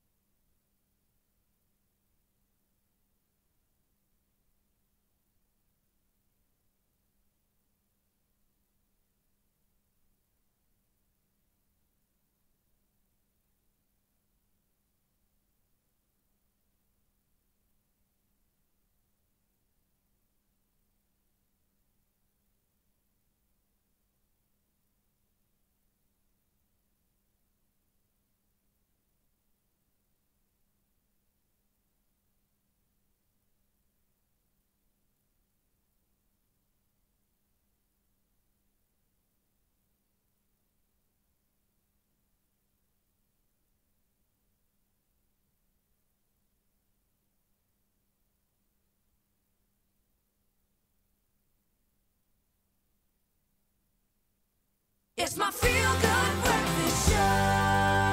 Welcome back. I hope you didn't miss us too much. This is your feel-good breakfast show, Expresso. And this morning we're honored to welcome Belgium DJ and record producer Reggie Pinkston, or as he's known as by Reggie, and with various album releases, chart-topping hits, and international appearances at some of the biggest festivals. He has found himself between the biggest and the best that EDM has to offer. And we have him in studio to chat a little bit to him and to find out about all of your latest things going on. You know, there's so much I want to ask you, but first, what brings you to South Africa? Oh, I'm so happy to be here because I'm completely in love with South Africa. I've been coming here for 20 years, and now we've built a house here and everything. So this is actually our winter retreat from Belgium, because I'm never leaving. Oh no, well, you need to stay, and please come and visit us more. Your hit track, Where Did You Go, Summer Love, is currently all over the radio stations across South Africa. Did you always think you would get into music and DJing? I mean, you've been in the industry for years. Yes, but I always want to be a songwriter first, because everybody is a DJ these days, but the song is the most important thing for me. So you can, Where Did You Go, for instance, you can play it acoustically. It's also written on a guitar, and then the electronics, the EDM, we add later. Okay. So we write songs. And this song was actually written, Where Did You Go, My Summer Love, was written after my last trip to South Africa last year. Okay. And it was the end of summer here. And so I thought, let's write a track about summer love. I love that. I mean, you can hear the track now. Our Friday, Expresso Friday dance will be taking place to that song. But I wanted to ask you, you know, when did you get that feeling like, okay, I've made it? Have you ever had that feeling? Oh, you never really have it, but I get a lot of kicks when you play these big stages and everything. But what I really like now is driving along here in Cape Town and hearing my track on the radio. It's so special to hear it in my beloved South Africa. The track is everywhere now, and that is so special. That's even more special to me now than doing the big shows in Belgium. This is so, this is what I always wanted. I wanted to have a hit in South Africa, and it's working now. So I'm a very happy producer. Yes. Oh no, we love your music, and I wanted to ask you, you know, your route, your journey that you've walked. Has it been an easy one for you? It's been a very nice journey, because it's always been from the beginning quite successful, but I was just lucky because I like to work hard and I have great people around me, and I have my family supporting me, so I had my parents supporting me, and that really helped. So it's been a roller coaster ever since. Do you have? Yes, but it's because of a lot of people worked on the Reggie project. It's just not me, it's everybody, the whole team. A whole support system. And I need to ask you, because I know when it comes to, you know, DJs, their body clocks are not normal. It's you live at night, you sleep sometimes by day, sometimes you don't sleep. What's the longest you've ever been awake? Oh, I'm such a nagger when I don't sleep. Sometimes I have to be for 24 hours or more, but I'm the worst. A guy who's tired is the worst. Ask my wife; she will tell you. I'm terrible at it. I do it because it's the job, but I need my sleep. I need my blah blah blah. You need your sleep. Yeah. Well, I need to ask you also this. You know, when you produce a track, do you automatically feel like, okay, this is going to be a hit and release it, or you just release and hope it will become a hit? No, actually, because you don't. But I knew with Summer Love, Where Did You Go? I knew there was something special about it when we finished it in the studio. So this is because all my tracks I try to put them on the radio every year here, and sometimes a few years the radios don't pick it up. But this one I had a feeling, yeah, they're gonna pick this up, and so it was a big hit in Europe, and then now it's here. Sometimes you have this feeling, and you can't push it. It's something. It's just magical. It happens. And if I can do it every year, then I would do it every year. But it's not. It's yeah. Sometimes it's just the magic happens. The magic happens. Yes. Well, there's definitely magic with this one. Reggie, thank you so much for joining us here this morning. Looking forward to that dance. And yeah, our Expresso Friday dance is taking place to Reggie's song, Where Did You Go, Summer Love. Thank you so much for joining us this morning. If you can stick around for that dance, yes, I'll don't stick around. go anywhere, and you at home as well, don't go anywhere. More to come on your Feel Good Breakfast show. Ah, man, awesome stuff. Thank you so much, Zoe. Right now, though, let's talk some movies. And you know what? I'm fairly certain that JP is somewhere in the building. Somewhere, I don't know. But you know what? In the meanwhile, we've received this clip from JP, actually, to explain this Friday's big movie release. It's called The Disaster Artist. This is bathroom. I spend many dollars on this. It's for me only, director only, okay? You know there's like a real bathroom with like doors and everything right there. This real movie set here, real movie set, you know? No Mickey Mouse stuff. James Franco's Golden Globe-winning, SAG and Oscar-nominated The Disaster Artist lands in SA today. I needed my whole body and dual airbags to laugh at it, non-stop. You're really gonna make this thing? We are going to, together. This set of the alleyway looks exactly like the real alleyway. That's right. Well, why don't we just shoot in the real alleyway? Because it's a real Hollywood movie. No, yeah, sounds good. And you're gonna make the most of it too if you're crystal clear that this movie is about another movie. I did not hit her. It's not true. It's bull. I did not hit her. I did not. Tommy Wiseau's 2003 cinema cult classic, The Room, is so bad it makes you question what it is to be human, or a director, producer, writer, and even an actor. An easy top 5 for worst of all time, not just movies. And yet James Franco loves it, and so do I. I went to a special screening of The Room, dressed in my best Tommy Wiseau to ask simply why of South African fans. What is The Room? Well, The Room is, to be frank, it's the worst and best movie ever made. It's just the most fun thing to watch. It's like watching a train wreck. What is The Room? Wow, what is The Room? The Room is a profound meditation on life and love. It is art. Art. The Room is art. My mom hates it, but I love it, and I want more of it. Just wants a little bit more, Mom. What is The Room? It's an anomaly. It's a masterpiece. It means that anything is possible. Oh, I did not hit her. I did not. You're tearing me apart, Lisa! You know what they say, love is blind. Hi, doggy. You're my favorite customer. Jerry asked me if I wanted to go play football in tuxedos outside, and I said no, so he's got this to say. Chip, chip, chip, chip, chip, chip, chip, chip. Chip, chip, chip, chip, chip, chip, chip, chip, chip, chip, chip, chip, chip, chip. Let's hope James Franco's version is received as well. I think. Maybe that's a bad thing. Oh, wow. I think I need to go see this movie, The Room, man. It looks crazy. So we have the actual Mr. Wiseau with us in studio. What a story, Mark. What have you done with JP, man? You've not seen big Hollywood movie star before? Oh, my goodness, guys. What is happening? It's a Friday. JP, please, just reveal yourself for a second, please. I was having fun. Listen, dude, can the breathe. disaster artist. I am such a big fan of James Franco, and you know he's what's his Seth Rogen as well, and Dave as well. Rogen's in the background, yeah. Powerful stuff, man. The two of them, they've got They're magic. together, magic happens. So let's talk about this, man. The disaster artist. So just to totally clarify, this is based on the worst, most beloved bad movie of all time from 2003.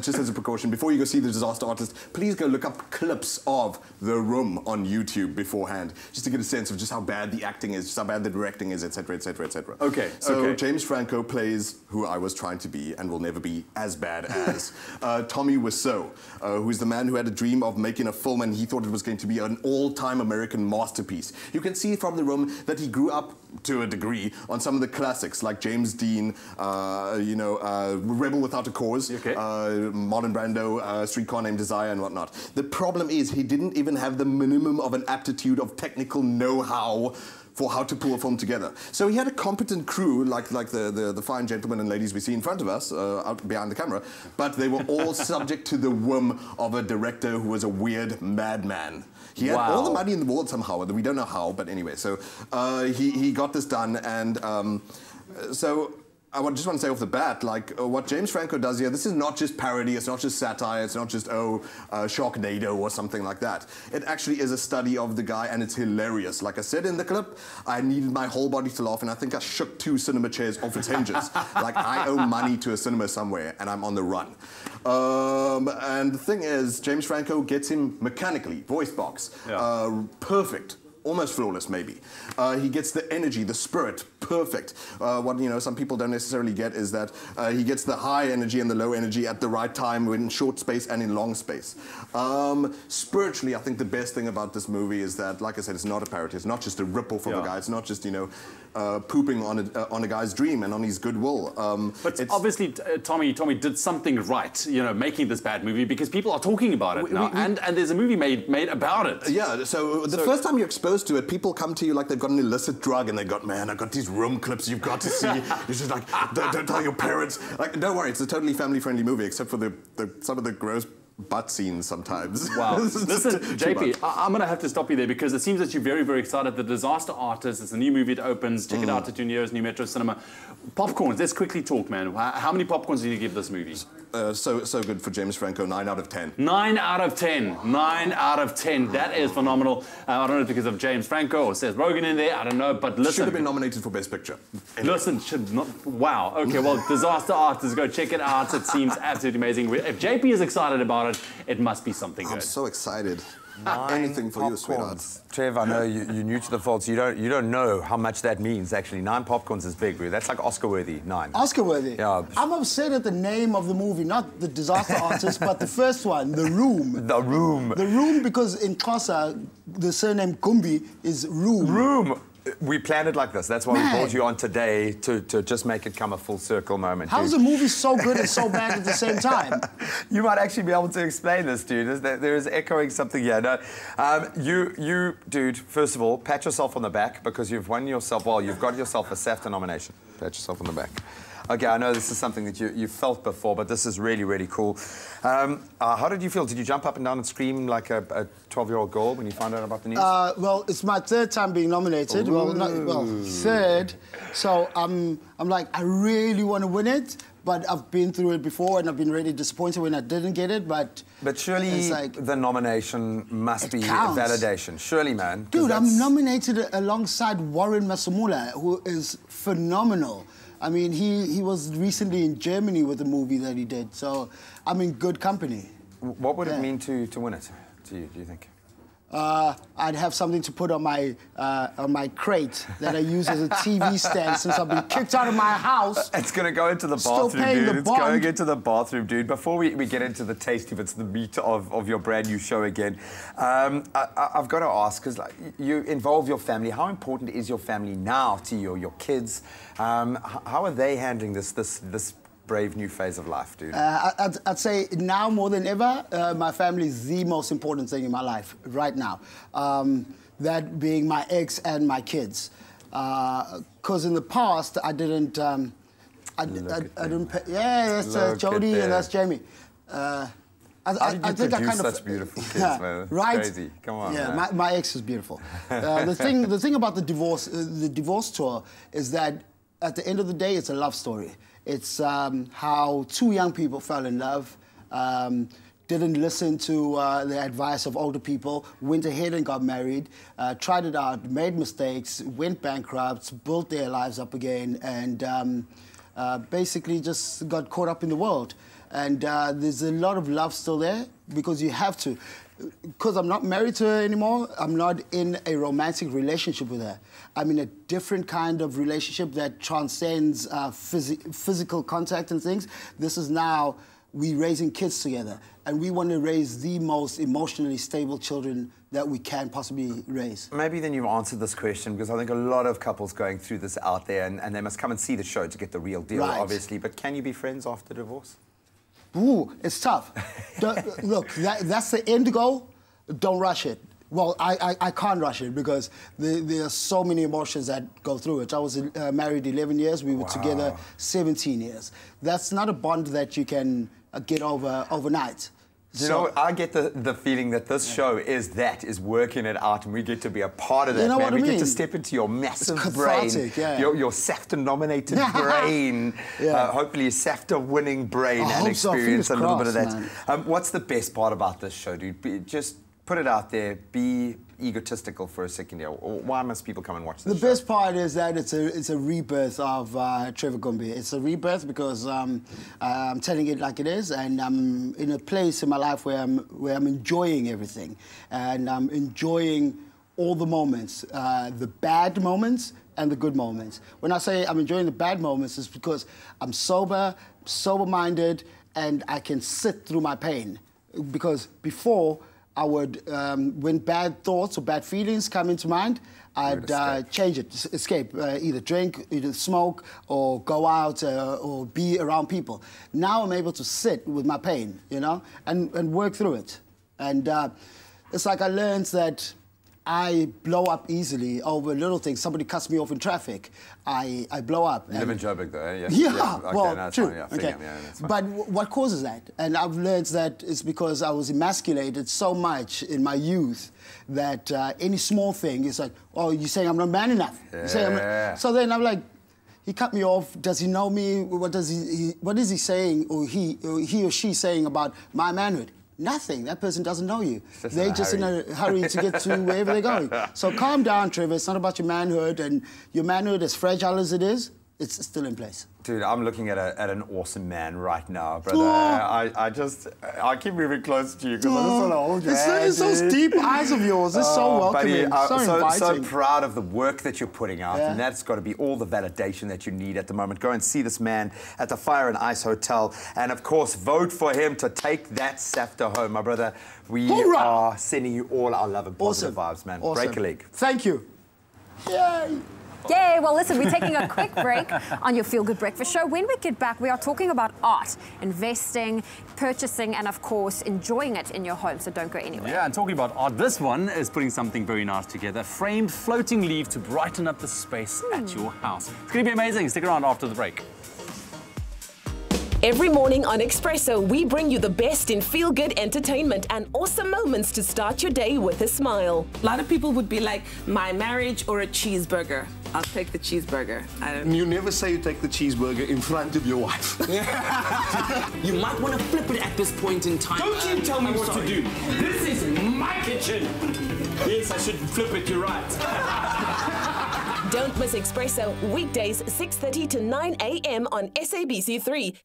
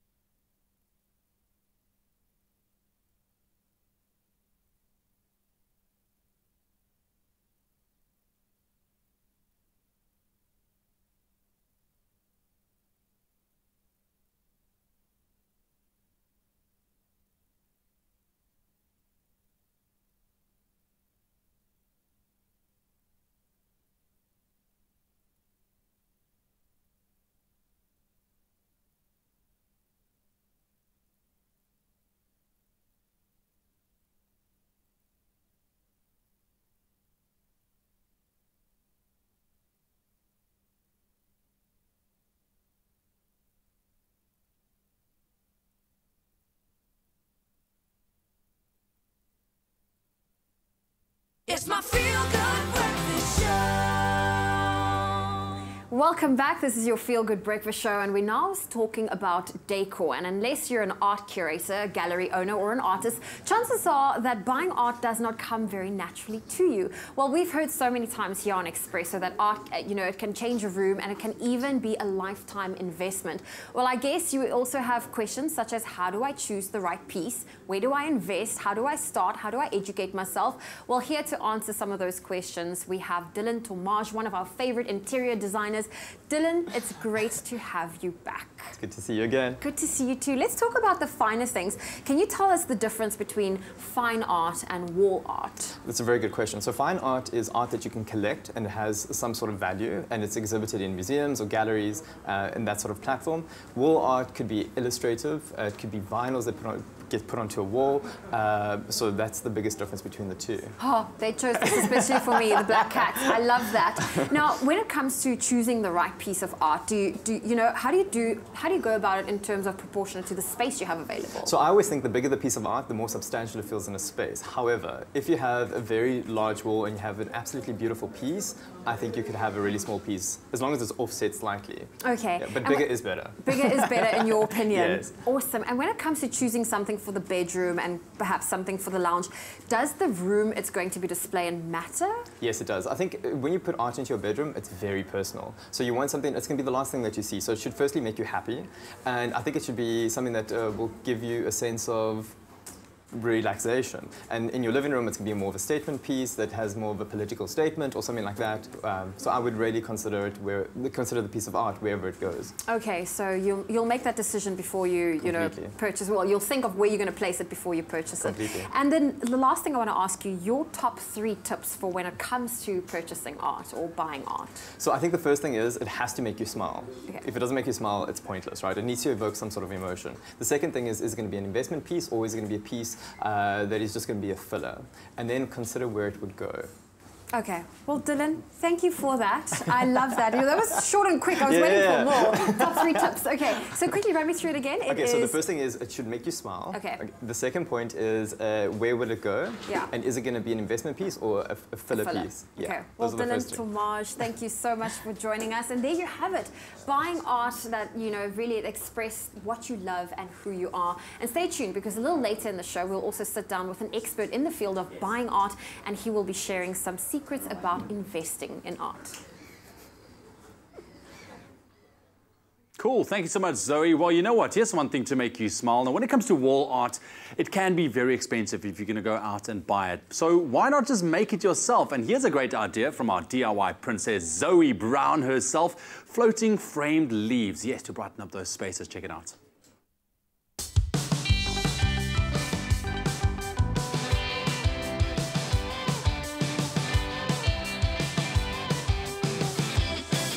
Plants bring life to any space, and even though I have plants throughout the house, I want to bring some greenery into my bedroom. But due to the limited space, it's a bit difficult to dedicate an entire corner to a potted plant. I've come up with a great solution that's equally beautiful without having to give up precious real estate. Here are some easy yet transformative steps to making your own framed floating leaves and flowers. For today's how-to, you will need plants, leaves, flowers, whatever you want to display, a book, wax paper, floating frames, and double-sided tape.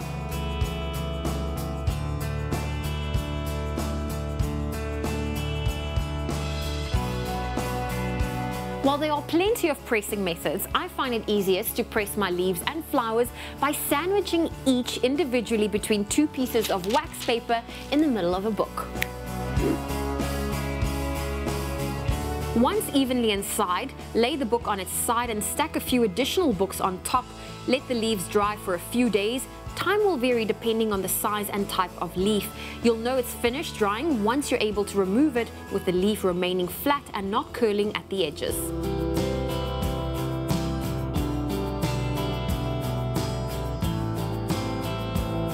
Whether you're using a floating frame or a regular frame with a backing, the process here is the same. You have a front piece of glass and a back piece. Remove the back piece and position your dried plants to check placement. Make sure to clean off any fingerprints once you've set on the placement.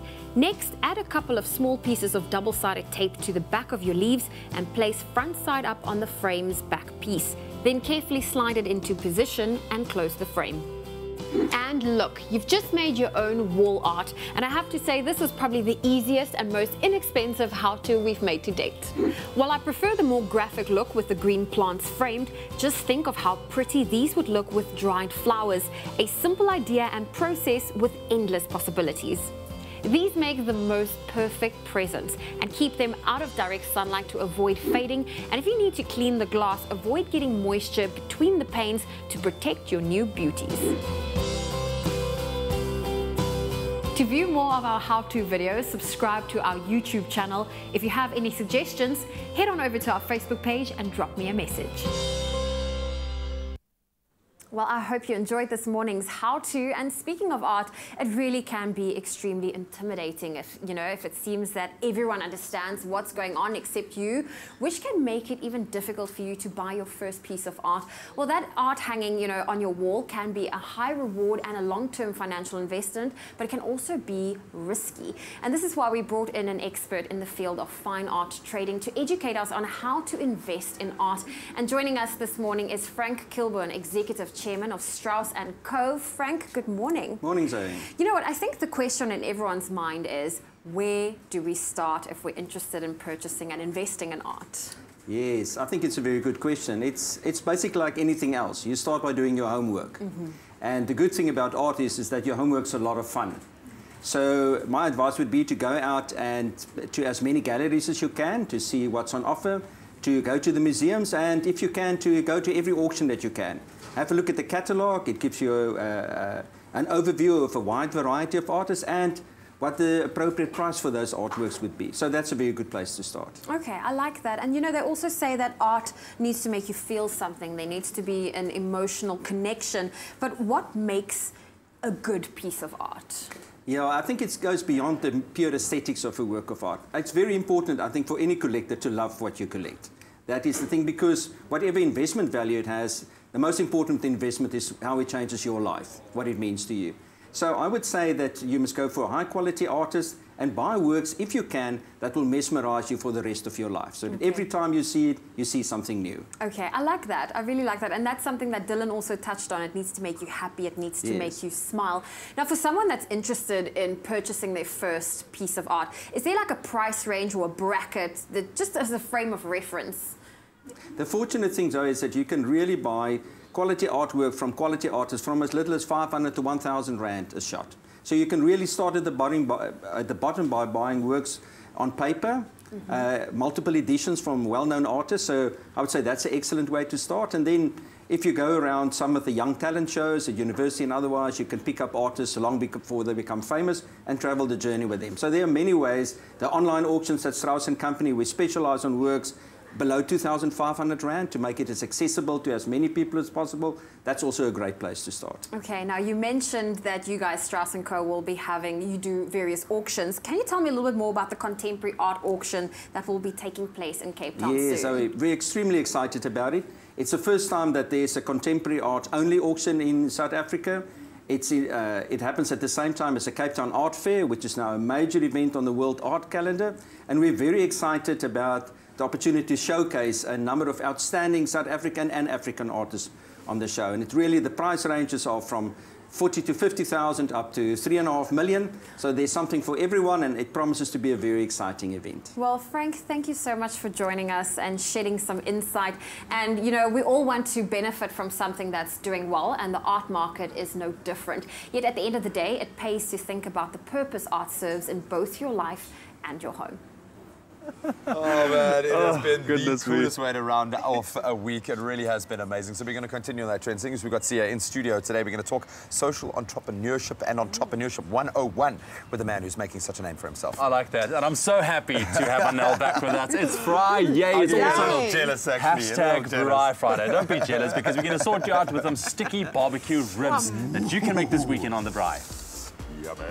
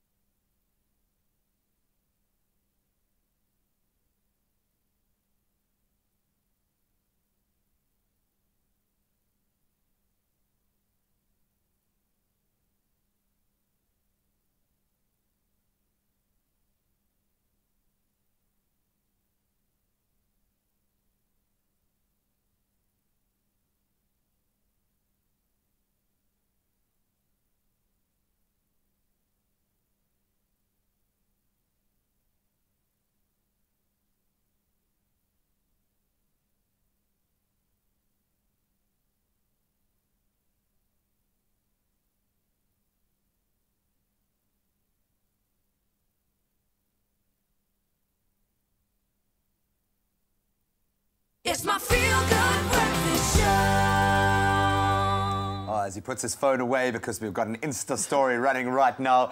We all know that in the current climate, building and sustaining a successful business and a brand is more challenging now than ever before. So how do we maneuver the pitfalls of brand development and ensure that we stay on track towards reaching our goal? One man who is certainly answering a lot of those questions is Sia Biyile, a business maverick, an awesome guy, a style sensation who's built the brand from the ground up and seen enormous success already, accolades. You are an entrepreneur, you're a social media guru, I'm going to call it, but you're also an awesome guy, dude, and I love the fact that you come here and you just kind of connect with us and chill. But I think so many people are looking to you as a guiding light, including Forbes Africa, who have picked you as a future billionaire. No pressure. No pressure. What has been the key? What is the impetus now with the website? Where is your headspace now? Are you dreaming bigger? Definitely. I think where my career is at now, it's about Africans owning their narrative. And I think it's time that as Africans we build the things that we want to see. You know, most of the time as Africans we always complain about how we're not given enough platforms. We always complain. Yes, so it's now about let's build our own opportunities. Let's struggle through opportunities, but it's definitely worth it. Let's own our narrative. Completely, and it's authentic, and there's some momentum there as well. So you're not just doing it for yourself, you're doing it for the bigger picture, which means there are other people working towards that same goal. How have you been able to utilize your space? Because you seem to make so much with so little. Is that the key to being an entrepreneur? Yes, definitely. I think one of the difficult things about being an entrepreneur in South Africa is a lack of money. You know, we struggle a lot with that, but to make a dream happen, you don't necessarily need that. Most of the time, you need to look inside yourself. Look at your story. How did you grow up? You need to use the things that you struggle with. Those are the things that can actually propel you forward. So I think for me, it's all about collaboration is key, definitely. I love that. And every successful person I've interviewed says that failure is the most important part of that. So that's when you know you're getting it right. Awesome cover on GQ, by the way. Thank you. Really Thank cool. You so much. Whenever I'm standing in Woolies, I'm like, oh, dude, so proud of you, man.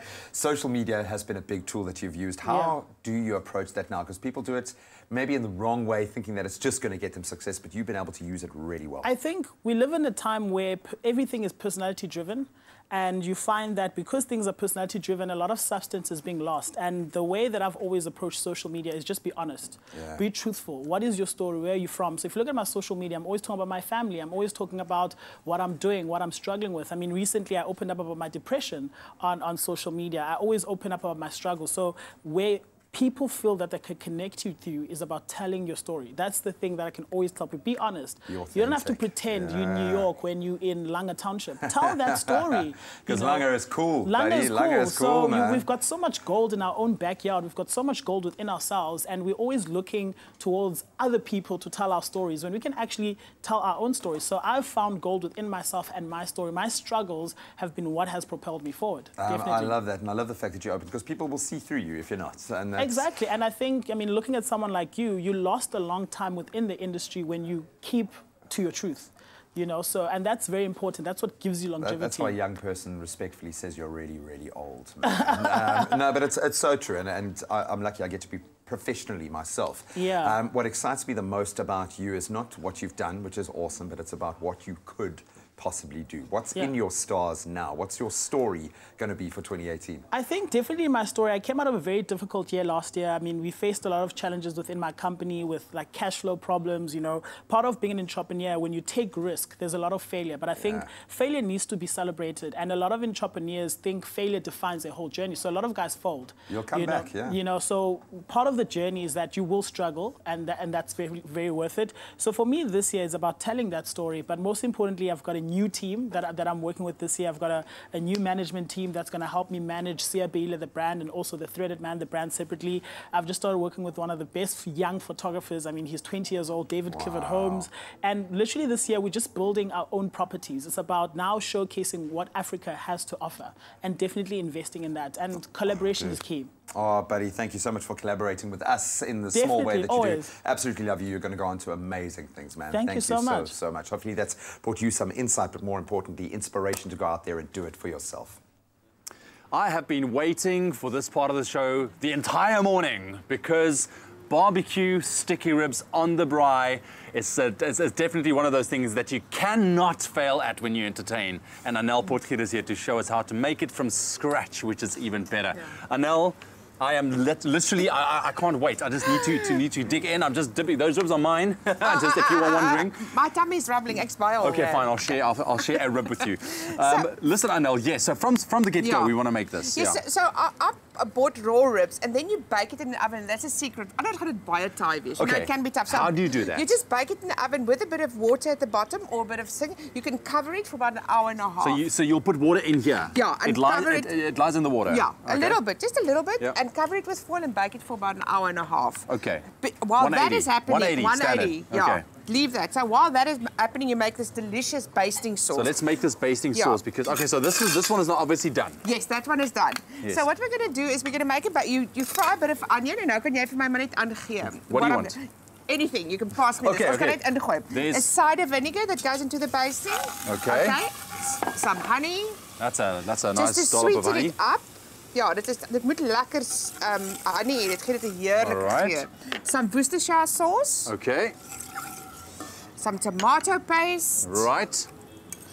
And these things are all going to make a most divine basting sauce. Here's some paprika and some cumin seeds. You know what I love about this is because now you can be in front of the braai for a long time because you're waiting for the ribs and you're making your basting. Oh, sauce. Sorry, am I letting you down? Yes, a biggie. I'm already living my weekend. Cumin and coriander. And then what we're going to do here, you're going to cook this. I'm sorry. There's a little bit more, Anel. Okay, that's lekker. That's lekker. And so you're going to cook this for about 20 minutes till it's thickened. So that lyk nou soos hierdie. So here we've done it. O genade, ek het vergeet om die paprika in te gooi. Okay, so you put some paprika for the flavor. So you got some, what is that, mango and? Peach. Mango and peach I decided to mango and peach for this one. Really? That's an interesting one. Okay. Pork, any fruity stuff goes with pork. So jy kan enigiets van fruity, van appels tot wat ook al. That smells delicious, but this is what it comes out as. As you can see, it's a beautiful, look at that. Oh, stunning stuff, look at that. Okay, so that's your barbecue kind of dressing. Now you put this okie on the braai, and then you start basting it. And then you actually just baste it till it's like nice and crispy, like that. While that is going, you make your coleslaw. Okay, quick coleslaw. The keyword is pork. Esmer's that to 33728. That's pork to 33728. That's the recipe for our ribs. So firstly, I put a bit of mayonnaise, very good quality mayonnaise, some Dijon mustard. Okay, so we're using some cremonnaise, I see, which is a very nice one. Cloves, cremonnaise. I'm going to add a little bit more. All right. And then you just add your ingredients. I've got here chopped apple. Okay. Goes with pork. Chopped spring onions. All right, goes with pork. Yeah, celery, chopped celery. It's beautiful. Chopped celery. Celery. So lekker celery. Okay. A bit of chilies, if you like chilies. Yes, no, we have to have a bit of a kick in there. And done for all the different type of cabbages. We've got a bit of red cabbage. All right. We've got a bit of white cabbage.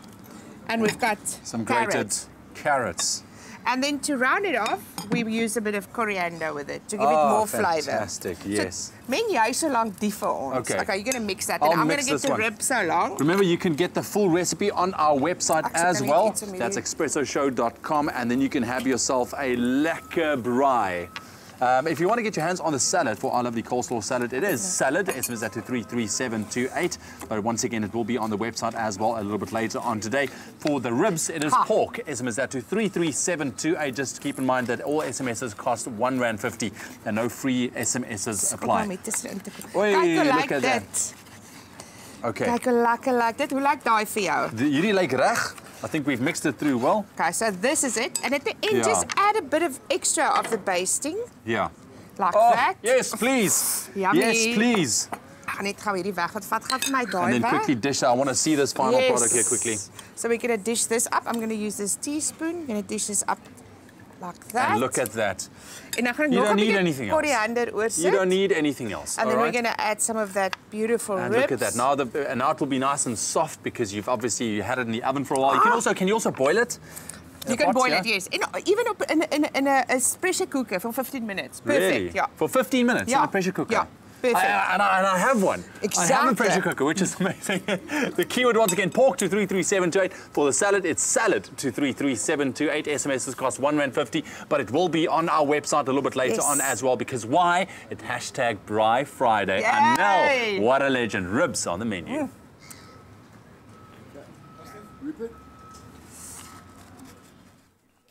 Buy a Tropica, follow the entry details on the pack, and you could win the grand prize of a Kia Picanto. For competition T's and C's, visit tropica.co.za. It's not fair to serve such amazing food so early in the morning. And since it's Friday, the Afternoon Express team, they're going to be kickstarting the weekend the right way with a cocktail suitable for the whole family. Now join Clem in the kitchen as he shakes up a smooth and refreshing red berry virgin daiquiri, the perfect treat to quench a summer thirst.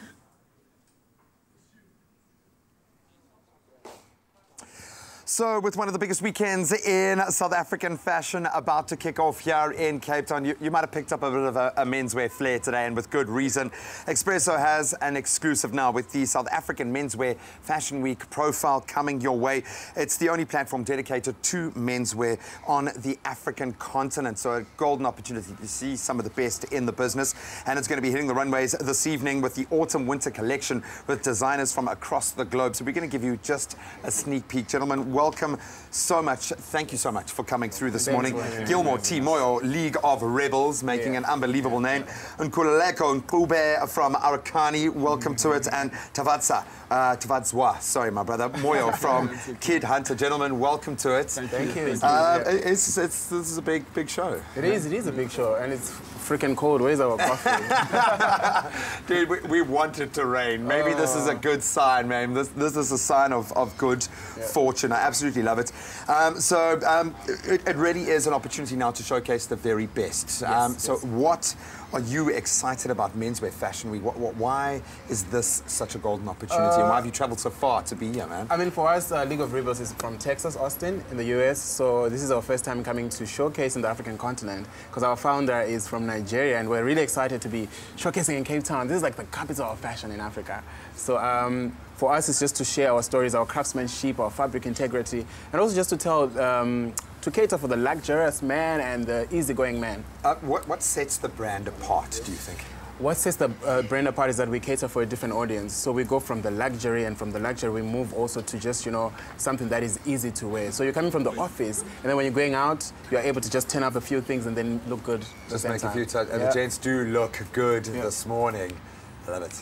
The steel in the eyes. You can see he loves what he's wearing. Absolutely cool, man. Nkululeko from Zim, welcome, my brother. Thank you so much for joining us. Where is the Zimbabwean mindset when it comes to fashion compared to a South African mindset? Are you seeing a very similar thread at the moment, inspiration, or is there quite a difference? I feel like they're really different because we're in both in different spaces in terms of politically and economically. So our influences are different. So, and then our cultural... South Africa has got a broader cultural base, and then Zimbabwe is there. So I feel like they are very, very different. But then we are all trying to... We're all working in the same direction, working in the same direction. And so where is your headspace at then at the moment? What's inspiring you? What comes out in the fashion, man? Currently, especially with this collection, it's not really about inspiration. It's about what the collection is about, and it's about bringing awareness to mental illness and homosexuality in the black community. So that's what the collection is all about this time around. So what a platform to be able to now. Yeah, exactly. All eyes are here. There is a novelty around South African fashion, around Southern African fashion, around African fashion at the moment. Exactly. That is really, really cool. Tafadzwa, sorry man, I'll get it right before the end of the show, man. Kid Hunter, also a Zimbabwean label. Do you have that consciousness behind what you're doing? Where is your headspace at now going into a show like tonight, man? Well, when we were working on this collection, we're really just trying to bring out that boldness. I mean, you know what's been happening in Zimbabwe in terms of politics, and I think our courage and our bravery has been suppressed for many years. And I think because of what happened last year, in the last quarter, we really wanted to bring out that boldness. So it's really about boldness and, that bravery going out to the world and making it happen. I love it. Talk us through what your models are wearing here, man. So I decided to go with this neon Dutch orange color, which is all about, being bold. I mean, you'd rarely see many people rocking these sort of colors. So I really wanted to be, bold and show people that, it's doable. There's a bit of European influence in the actual design, the construction of the garments. But you know, in terms of color, we really just wanted to bring out the boldness. And yeah. I absolutely love it, man. It's statement pieces, and you've got to make it accessible to an international market as much as we are driving an African, you know, flavor. Absolutely love it. I'm going to ask Gilmore for you to take us through some of your gents here and what they're wearing. How does this typify what you've got on show at Fashion Week, man? So starting with this one here, obviously I spoke a little bit about, we are more about the craftsmanship. So our fabrics are very cool fabrics, and we just want to bring about the luxurious side of it, but at the same time the easygoing. So you'll see that with this green outfit, and we didn't put a tie or a bow tie on purpose because we want our gentlemen to feel luxurious in terms of the fabric, the quality, but at the same time they need to feel at ease. Because you know, our day-to-day men, this is cool, this is gorgeous. Our day-to-day men have so many tasks, just like women also. Yeah, so you want people to be easygoing, and they don't want to feel like they're carrying so much fabric on them. And this is what we try to put across. Oh man, it's just pure class, man. I absolutely love it. And then Nkululeko, maybe you can take us through some of the designs you've got on show here today. So as you can see with this one, we're playing around with a lot of denim this time around, and then we also bring in color into the collection. But because as you've seen previously with our collections, it's always been black.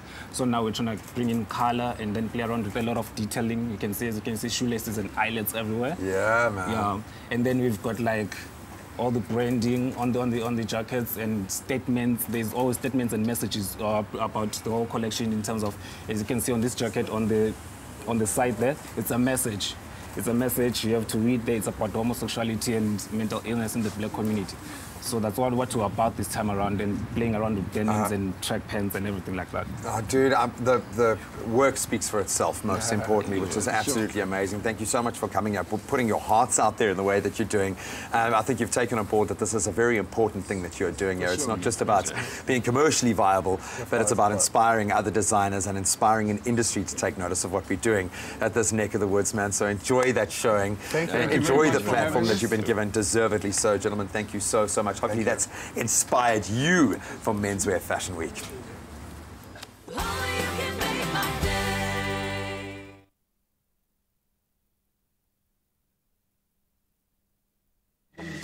Where did you go?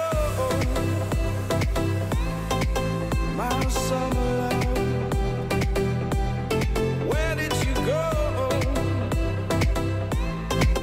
My summer love. Oh, where did you go? My summer love. Where did you go? My summer love. She's gone.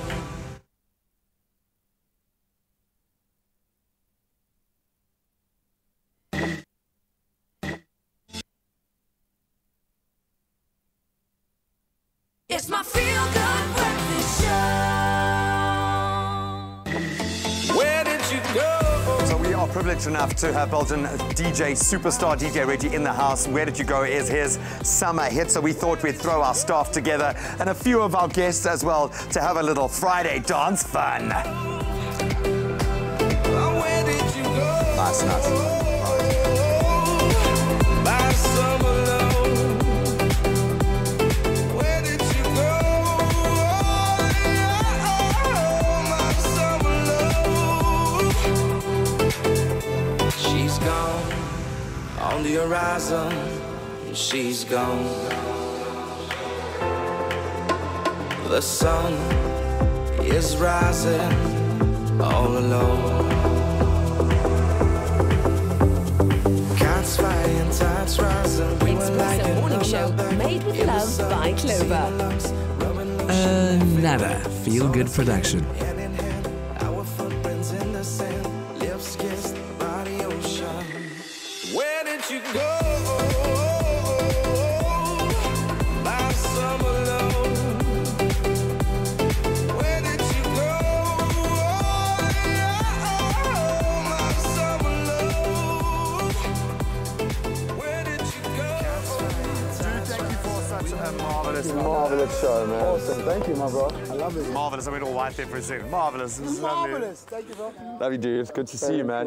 Thank you. Oh, guys, thank you so much. Gentlemen, thank you so much. Really, really do appreciate it. Well done, man. And are you all walking in the show?